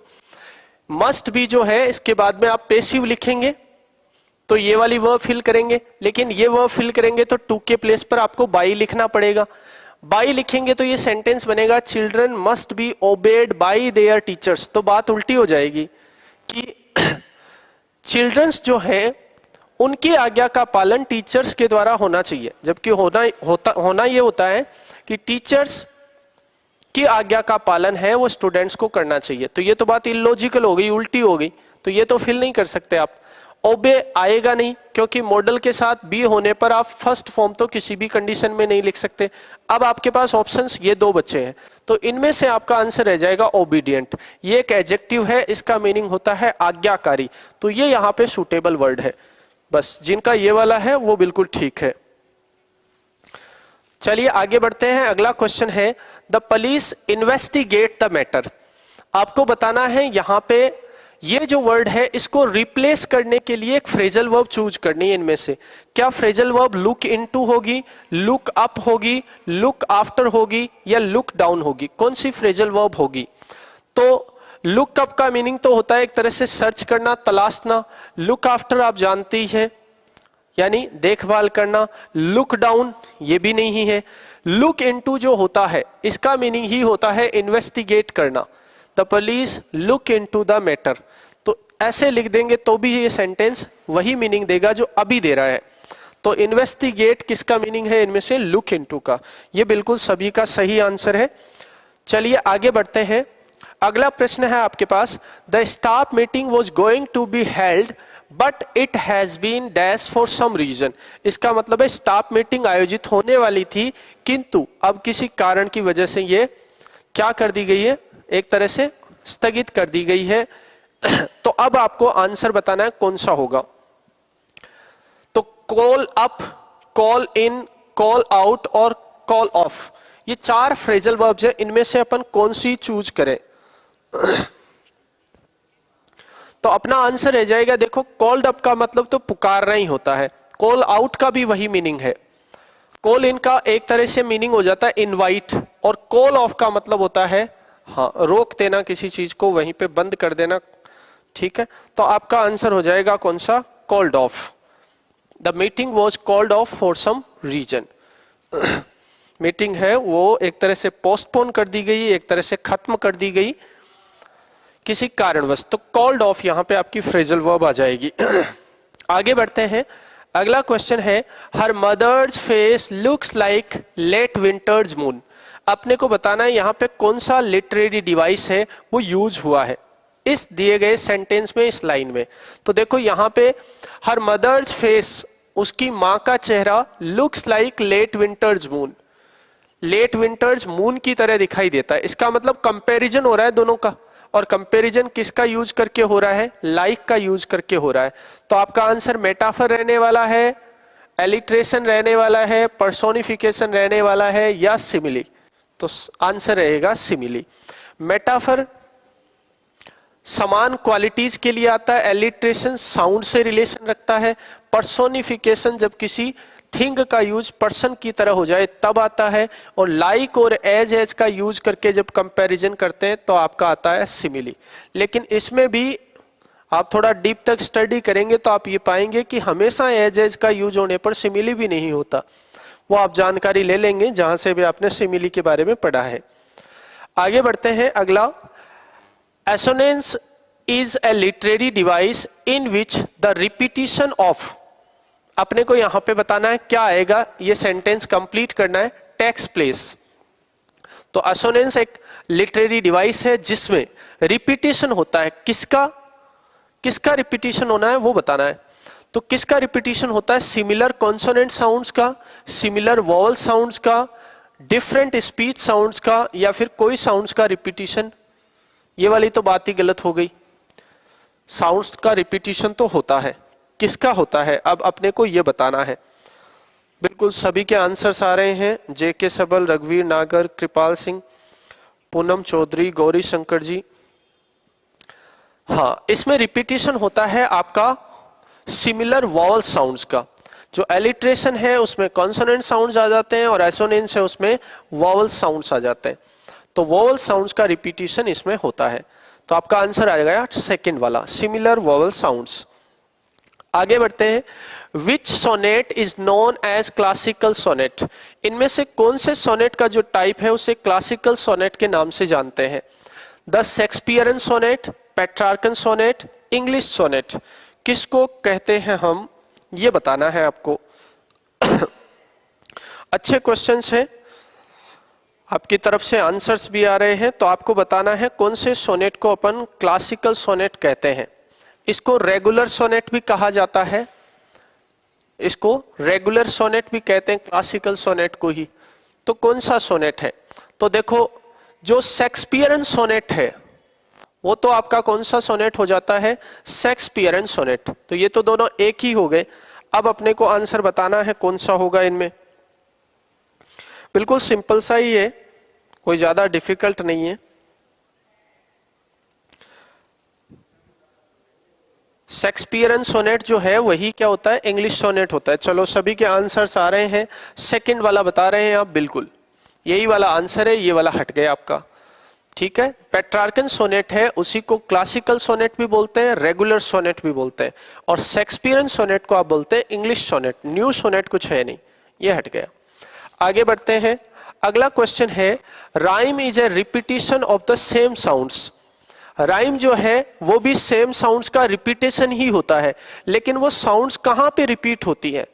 एक तो लिखा है at the end of the lines, एक लिखा है in the middle of the lines, या फिर दोनों जगह।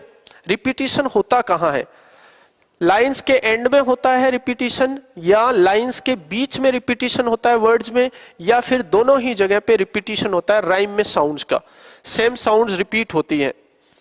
सुपर व्लॉग्स कह रहे हैं मेरा नाम लो सर, आपका भी नाम ले दिया। दीक्षा खंडेलवाल, कनिका शर्मा, चलिए धीरेन्द्र गुप्ता जी। कई कह रहे हैं एंड में होता है, कई कह रहे हैं मिडिल में होता है। देखो ये वाला जो आंसर है ये इसका ठीक आंसर रहेगा। दोनों ही जगह पे रिपीटिशन होता है, लाइन के मिड में भी होता है और लाइंस के एंड में भी रिपीटिशन होता है। किसमें? राइम में। सेम साउंड्स का रिपीटिशन, ये अपने को पूछा गया, तो दोनों ही जगह ये रिपीटिशन होता है। अपना आंसर रहेगा थर्ड वाला। ठीक है, दोनों ही जगह होता है। आगे बढ़ते हैं। अगला क्वेश्चन है आपका, a bird in the hand is worth two in the bush. ये एक प्रोवर्ब है और इस प्रोवर्ब का अपने को मीनिंग बताना है कौन सा है। क्या इसका मीनिंग ये रहेगा, a bird is better than, ये देन दो बार रिपीट हो गया, बेटर देन टू बर्ड्स, एक बर्ड दो से ज्यादा बेहतर होता है, या फिर things that we hope to get. इसका मतलब वो चीजें जिनको हम प्राप्त करने की आशा करते हैं, are more important than the things we already have. वो हमारे लिए ज्यादा महत्वपूर्ण है बजाय उनके जो हमारे पास ऑलरेडी है। यानी हमारे पास जो चीजें हैं वो ज्यादा इंपॉर्टेंट नहीं है, बल्कि जिन चीजों को पाने की हम उम्मीद कर रहे हैं वो ज्यादा इंपॉर्टेंट है। क्या ऐसा इसका मीनिंग है? तीसरा है, things that we have are more valuable than what we expect to get. या फिर वो चीजें जो हमारे पास ऑलरेडी है वो ज्यादा वैल्यूएबल है बजाय उनके जिनको हम पाने की उम्मीद कर रहे हैं, आशा कर रहे हैं। और चौथा ऑप्शन है, birds are valuable than the things we want to get. इसका मतलब है जो चीजें हम प्राप्त करना चाहते हैं उनसे ज्यादा बेटर और वैल्यूएबल तो बर्ड्स है। तो ये वाली बात तो दोनों ही नॉनसेंस वाली सी होगी। अब अपने को इन दो ऑप्शंस में से बताना है इसका मीनिंग क्या है। एसएमएस बोल रहे हैं सी लग रहे हैं, सावरमल जी, दोदा सर, सुपर व्लॉग्स, कृपाल सिंह। चलिए सभी का आंसर आ रहा है सी। देखो इसमें यह कहा जा रहा है बर्ड इन द हैंड, हाथ में जो पक्षी है, इज वर्थ, वो ज्यादा वैल्यूएबल है। इसका मतलब है जो चीजें हमारे पास ऑलरेडी है वो ज्यादा वैल्यूएबल है बजाय उनके जिनको हम एक्सपेक्ट कर रहे हैं। ठीक है, तो ये वाला आंसर रह जाएगा इसका। ये भी अच्छा क्वेश्चन है, एग्जाम ओरिएंटेड ही बिल्कुल। आगे बढ़ते हैं। डोंट जज ए बुक बाय इट्स, ये भी प्रोवर्ब है और इसको अपने को कंप्लीट करना है। इस प्रोवर्ब को अपने पास जो वर्ड्स दे रखे हैं इसको कंप्लीट करने के लिए पेपर, कंटेंट्स, कवर और वर्ड्स, क्या यहां पे फिल कर दे कि प्रोवर्ब कंप्लीट हो जाएगी। तो डोंट जज ए बुक बाय इट्स, बहुत सिंपल है, बहुत सिंपल है ये वाला। इसका आंसर आपका रहना चाहिए कवर। बिल्कुल सभी का आंसर आ रहा है कवर। ठीक है, डोंट जज a book by its cover, ये आपकी प्रोवर्ब बनती है। कंटेंट्स नहीं आएगा, पेपर भी नहीं आएगा, वर्ड्स भी नहीं आएगा, आंसर आ गया कवर। नेक्स्ट क्वेश्चन है आपका, what is the meaning of the given idiom और फ्रेज। यहां पे जो फ्रेज दे रखा है बाय लीप्स एंड बाउंड्स, इसका मीनिंग क्या है? Very pathetically, very slowly, very rapidly या वेरी ग्रेजुअली। तो आपका आंसर क्या रहेगा? तो देखो लीप जो होता है उसका मीनिंग होता है छलांग, और बाउंड का मतलब होता है लंबे कदम, लंबे डग। तो सीधा सा इसका मीनिंग आप निकाल सकते हैं इसी से, यानी छलांगे लगाना, लंबे डग भरते हुए चलना, इसका मतलब बहुत तेजी से चलना। वेरी रैपिडली, रैपिड का मतलब होता है शीघ्र। ठीक है, तो वेरी रैपिडली इसका आंसर हो जाएगा। चलिए बहुत ही बढ़िया, पिछले का आंसर भी कर रहे हैं कुछ कमेंट, कवर। फिर से जानकारी, स्काई एजुकेयर पे टेस्ट सीरीज और कंप्लीट कोर्स अवेलेबल है। एप्लीकेशन आप प्ले स्टोर से डाउनलोड कर सकते हैं या इस वीडियो के नीचे आपको लिंक मिलेगा, वहां से डाउनलोड करके आप दोनों चीजें परचेज कर सकते हैं, इनका बेनिफिट ले सकते हैं। चलिए अगला प्रश्न है, but for my help the injured person would have died. यहां पे एक सेंटेंस लिखा हुआ है, अपने को यह बताना है कि यह सेंटेंस कौन सी कंडीशन का है। क्या ये प्रोबेबल कंडीशन का है, इम्प्रोबेबल कंडीशन का है, अनफुलफिल्ड कंडीशन का है या मिक्स्ड कंडीशन का है? कौन सी कंडीशन का ये सेंटेंस है? तो देखो सबसे पहले इधर वाले पार्ट को देखें तो यहां पे तो इफ वगैरह अपने को कुछ दिखाई नहीं दे रहा, तो हम यहां से तो आइडेंटिफाई कर नहीं पाएंगे। फिर इधर वाले पार्ट में देख लें तो देखो यहां पे वुड, हैव और वर्ब की थर्ड फॉर्म दे रखी है। इसी से हम आइडेंटिफाई कर लेंगे कौन सी कंडीशन यहां पे अप्लाई हो रही है। तो देखो प्रोबेबल कंडीशन ये वाली नहीं है, ओपन कंडीशन उसमें तो इधर आता है विल सेल के साथ फर्स्ट फॉर्म, इम्प्रोबेबल कंडीशन उसमें आती है वुड के साथ फर्स्ट फॉर्म, ये भी नहीं है। मिक्स्ड कंडीशन की बात करें तो उसमें भी इधर वुड के साथ फर्स्ट फॉर्म आनी चाहिए। इसके बाद में बात बचती है किसकी? अनफुलफिल्ड कंडीशन, उसमें ही ऐसा होता है। और इसी कंडीशन का जो कंडीशनल क्लोज है, इसको बट फॉर का यूज करके भी आप लिख सकते हैं। यानी सेंटेंस को यदि फुली लिखेंगे आप तो आप ऐसे लिखेंगे, देखो माई हेल्प लिखा है ना, if I had not, if I had not helped, इसका मीनिंग ये है।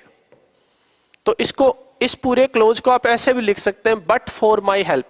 बट फॉर का मीनिंग होता है हैड नॉट।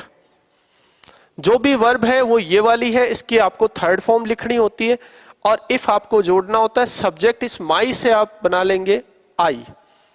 तो ये वाला आपका आंसर हो जाएगा। तो जिनका आंसर सी है उनका बिल्कुल ठीक है। इस कंडीशन के सेंटेंस को ऐसे भी आप लिख सकते हैं।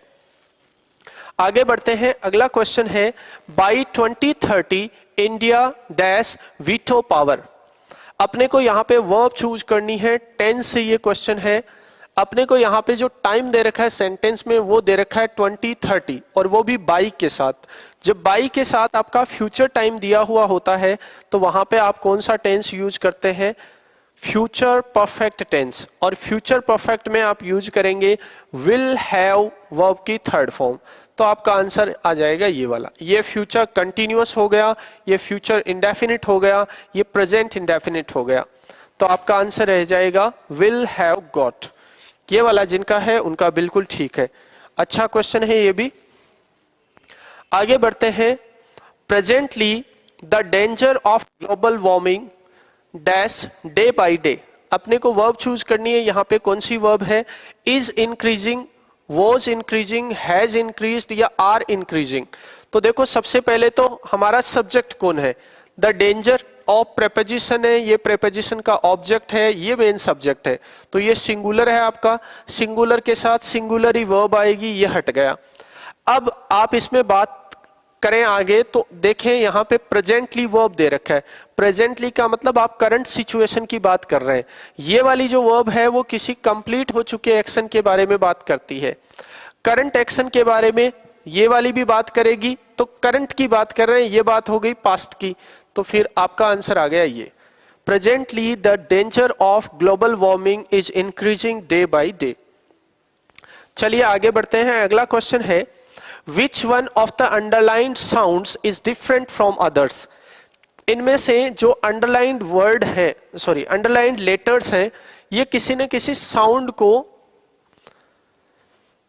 को इंडिकेट कर रहे हैं। अब वो साउंड यदि सिमिलर है तब तो आंसर अपना रहेगा ये वाला।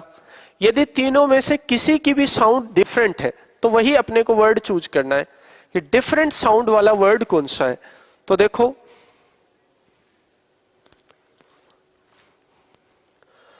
इसमें क्या आंसर रहेगा। क्या इसमें आंसर ये वाला रहेगा, ये वाला रहेगा, ये वाला रहेगा? तो जिन भी वर्ड्स में आपका एम भी लास्ट में हो रहा है तो हम पढ़ते तो क्लाइंब ब पढ़ते हैं लास्ट में, लेकिन रियल में ये साउंड में की ही आती है। क्लाइंब, थंब हमें हाँ जब से पढ़ा है तब से ब ही बोलते हैं लास्ट में, लेकिन थम होता है। इसी तरह डम्ब, हम तो ब पे पूरा फोकस करते हैं लेकिन वो डम ही होता है। इसका मतलब तीनों में ही ये जो एम बी है ये मैं की साउंड दे रहा है। इसका मतलब इनमें से तो कोई सा भी डिफरेंट साउंड वाला नहीं है। तो आपका आंसर आ गया ये वाला, है ना। इनमें हम ब पे फोकस करते हैं लेकिन तीनों में ही मैं ही बोला जाएगा। क्लाइम, थम, डम, ब नहीं आता किसी में भी। तो इसका मतलब डिफरेंट साउंड वाला कोई वर्ड है ही नहीं अपना। तो फिर आंसर आ जाएगा नन ऑफ दीज, इनमें से कोई नहीं। आगे बढ़ते हैं। अगला क्वेश्चन है choose the word which is opposite in meaning to. अब यहां पे आपको वर्ड दे रखा है वेरी। वेरी का जो आपको ऑपोजिट है वो चूज करना है। तो इसमें दे रखा है देखो काइंड, केयरलेस, वॉचफुल या होली। तो ये जो वेरी होता है इसका मीनिंग होता है सचेत या सावधान, यानी वॉचफुल। इसका मीनिंग होता है आपका वॉचफुल। तो अब आपको चूज करके बताना है इसका एंटोनिम क्या होगा। तो काइंड तो इसका एंटोनिम नहीं हो सकता। केयरलेस का मतलब होता है लापरवाह, यही हो जाएगा। वॉचफुल इसका सिनोनिम हो गया। होली का मतलब सैक्रेड यानी पवित्र होता है, तो इसका कोई लेन देन इससे है नहीं। तो आपका आंसर हो गया केयरलेस। वेरी का ऑपोजिट हो गया careless.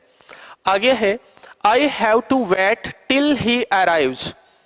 I have to wait till he arrives. इस सेंटेंस को अपने को सिंपल में चेंज करना है, सिंपल सेंटेंस बनाना है। सिंपल सेंटेंस में आपकी फाइनाइट वर्ब कितनी होनी चाहिए? एक होनी चाहिए। अभी फिलहाल इसमें फाइनाइट वर्ब्स कितनी दे रखी हैं? 2 दे रखी हैं। तो अपने को किसी एक को नॉन फाइनाइट में चेंज करना पड़ेगा। तो देखो इसमें देखें तो आप यहां भी दोनों फाइनाइट वर्ब ही दे रखी है, ये नहीं हो सकता सिंपल सेंटेंस। इसमें भी दोनों जगह फाइनाइट दे रखी है, ये भी आपका नहीं हो सकता। इसकी बात करें तो इसमें भी 2 फाइनाइट दे रखी है, ये भी आपका सिंपल नहीं हो सकता। अच्छा, इसमें मैंने अराइवल देखा नहीं हुई है ना।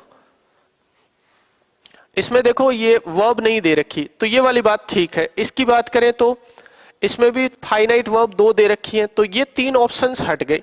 आपका आंसर आ गया फर्स्ट वाला, I have to wait till his arrival. तो यहां पे फाइनाइट वर्ब कितनी आ रही है? बस ये एक आ रही है हैव। अब यहां पे ये वर्ब नहीं रही अराइवल, ठीक है। ये अराइवल वर्ब अब रही नहीं, जबकि इन तीनों में ये अलग वर्ब है, ये अलग है, ये भी यहाँ पे अलग वर्ब है, ये भी अलग वर्ब है, यहाँ पे भी ये अलग वर्ब है, यहाँ पे ये अलग वर्ब है। तो यहाँ पे डबल फाइनाइट्स आ रहे हैं, ठीक है। तो आपका आंसर आ जाएगा फर्स्ट वाला। फर्स्ट वाला जो है ये वाला आंसर रह जाएगा। I have to wait till his arrival.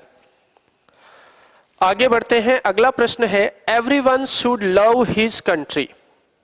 इस सेंटेंस को अपने को इंटरोगेटिव में चेंज करना है, ट्रांसफॉर्म करना है, सॉरी। तो देखो everyone shouldn't love his country, ये तो नेगेटिव हो गया। Should everyone love the country, इसके क्वेश्चन मार्क भी नहीं लगा है, वैसे ये इंटरोगेटिव है। लेकिन जब भी हम ट्रांसफॉर्म करते हैं तो सेंटेंस का मीनिंग चेंज नहीं होना चाहिए, बाकी आप स्ट्रक्चर में चेंजमेंट कर सकते हैं, तो इसका तो मीनिंग चेंज हो जाएगा। ये तो एक तरह का क्वेश्चन बन जाएगा। हाँ, ये यदि अपन कहते हैं who should not love his country, everyone should love his country, तो ये वाली बात जायज है। ये वाला भी हट गया आपका। तो आपका आंसर आ गया थर्ड वाला, who should not love his country, किसको अपने देश से प्रेम नहीं करना चाहिए, everyone should love his country. तो आपका आंसर हो गया हु वाला। चलिए बहुत अच्छा। 58 में जिनका आंसर ये वाला है फर्स्ट वाला, वो बिल्कुल सॉरी थर्ड वाला जो है वो बिल्कुल ठीक आंसर है। आगे बढ़ते हैं, अगला क्वेश्चन है God helps those who help themselves. इस सेंटेंस में अपने को जो एलिमेंट्स है वो बताने हैं कौन कौन से हैं। तो देखो एक तो दे रखा है subject verb object complement, subject verb object object, subject verb complement object, subject verb complement और एडवर्बियल। अब इसमें कौन से एलिमेंट्स दे रखे हैं?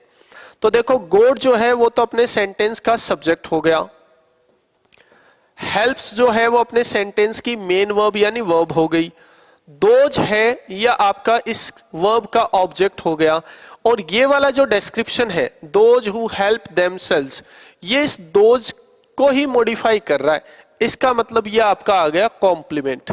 कॉम्प्लीमेंट कौन होता है? जो सब्जेक्ट के बारे में या ऑब्जेक्ट के बारे में जानकारी देता है। तो ये ऑब्जेक्ट के बारे में आपको जानकारी दे रहा है। इसका मतलब आपका आंसर कौन सा हो गया? फर्स्ट वाला, सब्जेक्ट वर्ब ऑब्जेक्ट और कॉम्प्लीमेंट, ये वाला इसका आंसर रह जाएगा। हाँ, डबल ऑब्जेक्ट की तो इसमें बात ही नहीं हो रही, फिर कॉम्प्लीमेंट और ऑब्जेक्ट ऐसा है नहीं, ये एडवर्बियल है ना, तो ये वाली भी बात गलत हो गई। तो आपका आंसर आ जाएगा कौन सा? फर्स्ट वाला। आगे बढ़ते हैं, अगला प्रश्न है ही इज फास्ट एस्लीप। इसमें यहां पे जो फास्ट वर्ड है वो क्या है, ये अपने को बताना है। कौन सा पार्ट ऑफ स्पीच है? एडवर्ब है, एडजेक्टिव है, नाउन है या कंजंक्शन है?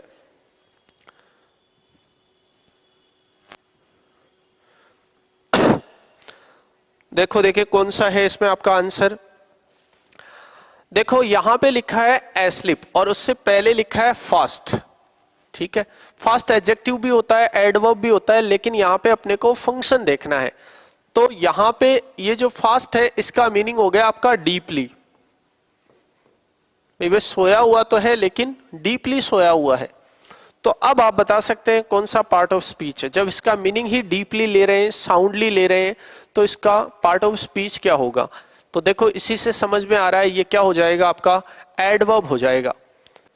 ये जो मीनिंग एक्सप्रेस कर रहा है यहाँ पे, कन्वे कर रहा है, वो डीपली का कर रहा है, तो ये यहाँ पे क्या हो जाएगा? फिर एडवर्ब हो जाएगा। ये आपका एडवर्ब है, फास्ट एस्लिप, यहाँ पे फास्ट एडवर्ब है। ठीक है, हाँ, वो फास्ट बॉलर में फास्ट जो होता है वो एडजेक्टिव है, यहां पे ये एडवर्ब है।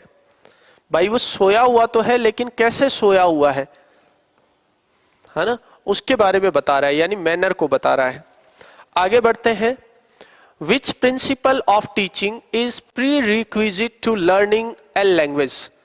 इसका मतलब कौन सा प्रिंसिपल है इनमें से टीचिंग का जो लर्निंग के लिए एक तरह से कंपल्सरी है, लर्निंग से भी पहले वो जरूरी है।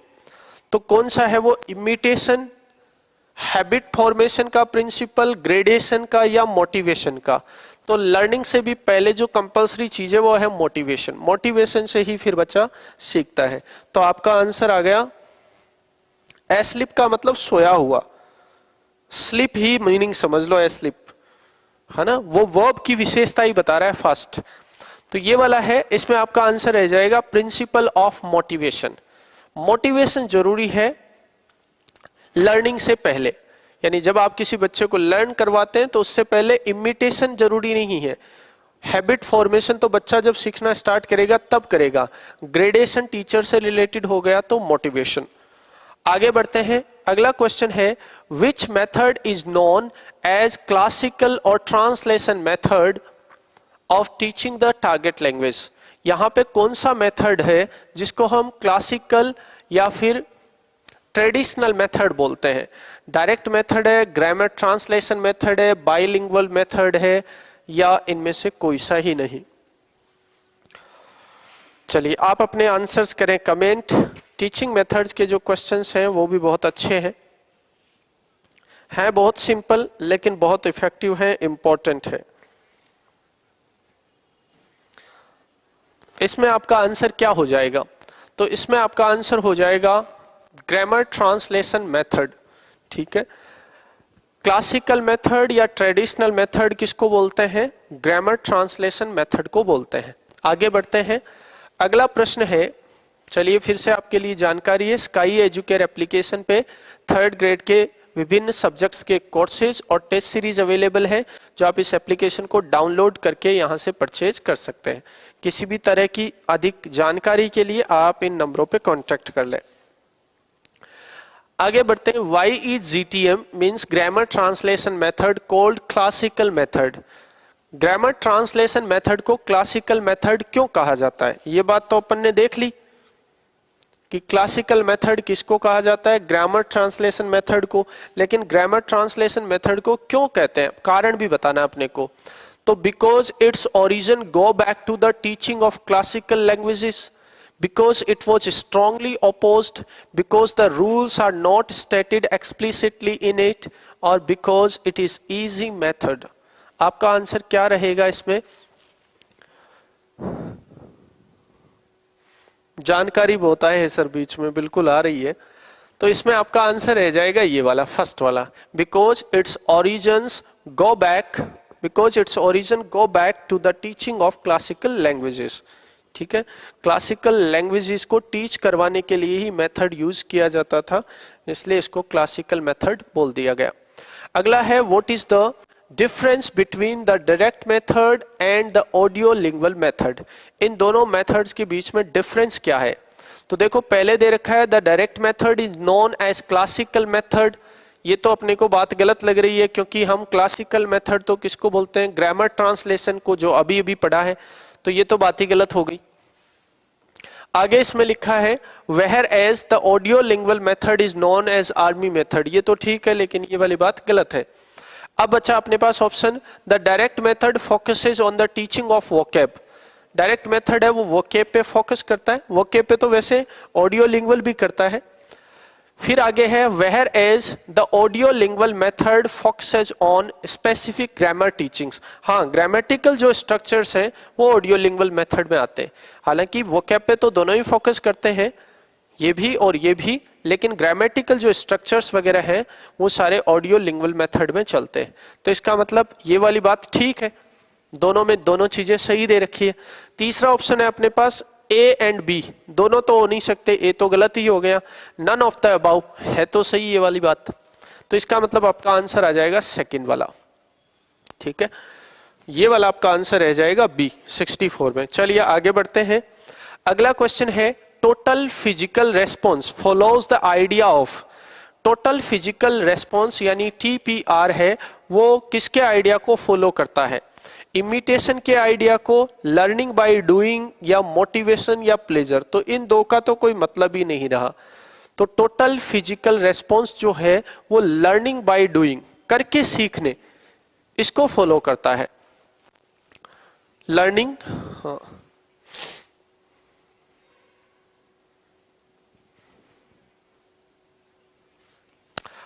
इकरा खान जी क्या कह रहे हैं, इसमें स्ट्रक्चर तो इसमें आते हैं, तो इसमें ग्रामेटिकल टीचिंग तो आती है ऑडियो लिंगुअल मेथड में। ग्रामेटिकल टीचिंग की तो बात हो रही है, ग्रामर का मतलब हल्के फुल्के जो स्ट्रक्चर्स हैं, चीजें हैं, दोनों आती हैं, बात सही है।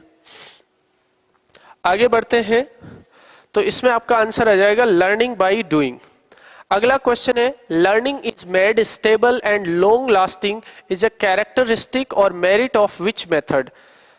लर्निंग जो है वो स्टेबल और लॉन्ग लास्टिंग बनाई जाती है, ये किसकी विशेषता है इनमें से? कम्युनिकेटिव अप्रोच की, डायरेक्ट मेथड की, स्ट्रक्चरल अप्रोच की, या बाइलिंगुअल मेथड की? तो स्ट्रक्चरल जो अप्रोच है, हाँ, इन्होंने अभी जैसे बताया था स्ट्रक्चर्स जो आते हैं ग्रामेटिकल, हाँ, स्पेसिफिक ग्रामर की बात है, प्रियंका शर्मा जी बिल्कुल ठीक बोल रहे हैं।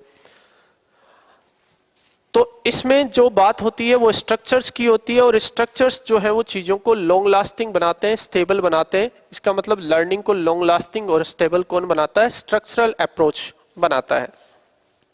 आगे बढ़ते हैं, अगला क्वेश्चन है direct method was the outcome of the reaction against. Direct method है वो किसका आउटकम था, वो अपने को बताना है। क्या ये ग्रामर ट्रांसलेशन मेथड के अगेंस्ट जो रिएक्शन हुआ उसका आउटकम था, बाइलिंगुअल मेथड के अगेंस्ट, ऑडियो लिंगुअल मेथड के अगेंस्ट, या कम्युनिकेटिव अप्रोच? तो आपका आंसर क्या रह जाएगा? डायरेक्ट मेथड जो है वो किसका आउटकम है? ग्रामर ट्रांसलेशन मेथड के अगेंस्ट रिएक्शन का आउटकम है डायरेक्ट मेथड। तो इसका आंसर भी आपका फर्स्ट वाला रह जाएगा। आगे बढ़ते हैं। What is the aim of remedial teaching? Remedial teaching का एम क्या है? तो देखो, aware the weak students of their weakness. हाँ, अवेयर करना तो है, ये बात तो सही है। आगे बढ़ते हैं। Find the weak students and punish them. Punish करने का तो रिमीडियल टीचिंग में कोई प्रावधान नहीं। Find the weak students and work for their improvement. हाँ, फाइंड करना तो वैसे डायग्नोस उनमें आ जाता है, फिर भी वीक स्टूडेंट्स को फाइंड करके और फिर इनके इंप्रूवमेंट के लिए काम करना, यही रिमीडियल टीचिंग में आता है। यानी मेन चीज ये है, work for the improvement of weaknesses. Weaknesses के इंप्रूवमेंट के लिए काम करना ही रिमीडियल टीचिंग का मेन एम है। और फिर है हाईलाइट द वीक स्टूडेंट्स। तो जब अपने को इनमें से पूछा जा रहा है और बेटर ऑप्शन अपने को मिल गया तो बाकी अपने आप ही गलत हो गए। अपने को चूज तो कोई एक करना है, तो अपना सबसे बेटर ऑप्शन कौन सा रहेगा, सबसे बेस्ट ऑप्शन कौन सा रहेगा? सी। आगे बढ़ते हैं। Why is evolution an important component in teaching learning process? Evolution है वो इंपॉर्टेंट कंपोनेंट क्यों है टीचिंग लर्निंग प्रोसेस में? तो it helps only students in learning, it helps teachers and learners in improving teaching and learning, या it helps only teachers in teaching. तो केवल students की मदद भी नहीं करता एवोल्यूशन, केवल टीचर्स की हेल्प भी नहीं करता, ये दोनों की हेल्प करता है। टीचर्स को टीचिंग करवाने में और लर्नर्स को अपनी लर्निंग में जो इंप्रूवमेंट्स करने होते हैं उनमें हेल्प करता है। तो आपका आंसर आ गया सेकंड वाला। बिल्कुल, जिनका ये वाला आंसर है वो बिल्कुल ठीक है। आगे बढ़ते हैं। अगला क्वेश्चन आपका, ये क्वेश्चन है, why are tests conducted in teaching learning process? Teaching learning process में जो टेस्ट होते हैं वो क्यों कंडक्ट कराए जाते हैं? आपको बताना है इसका आंसर।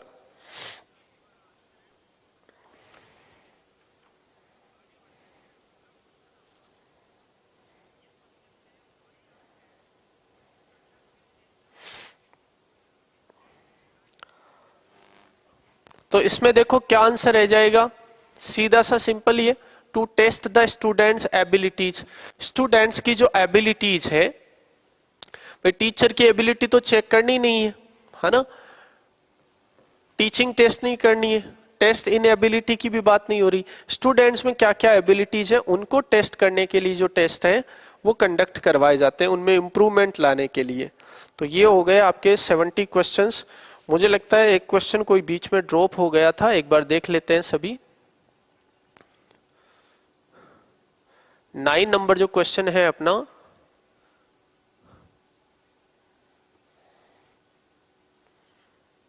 एक बार देख लेते हैं सभी वापस री जाके।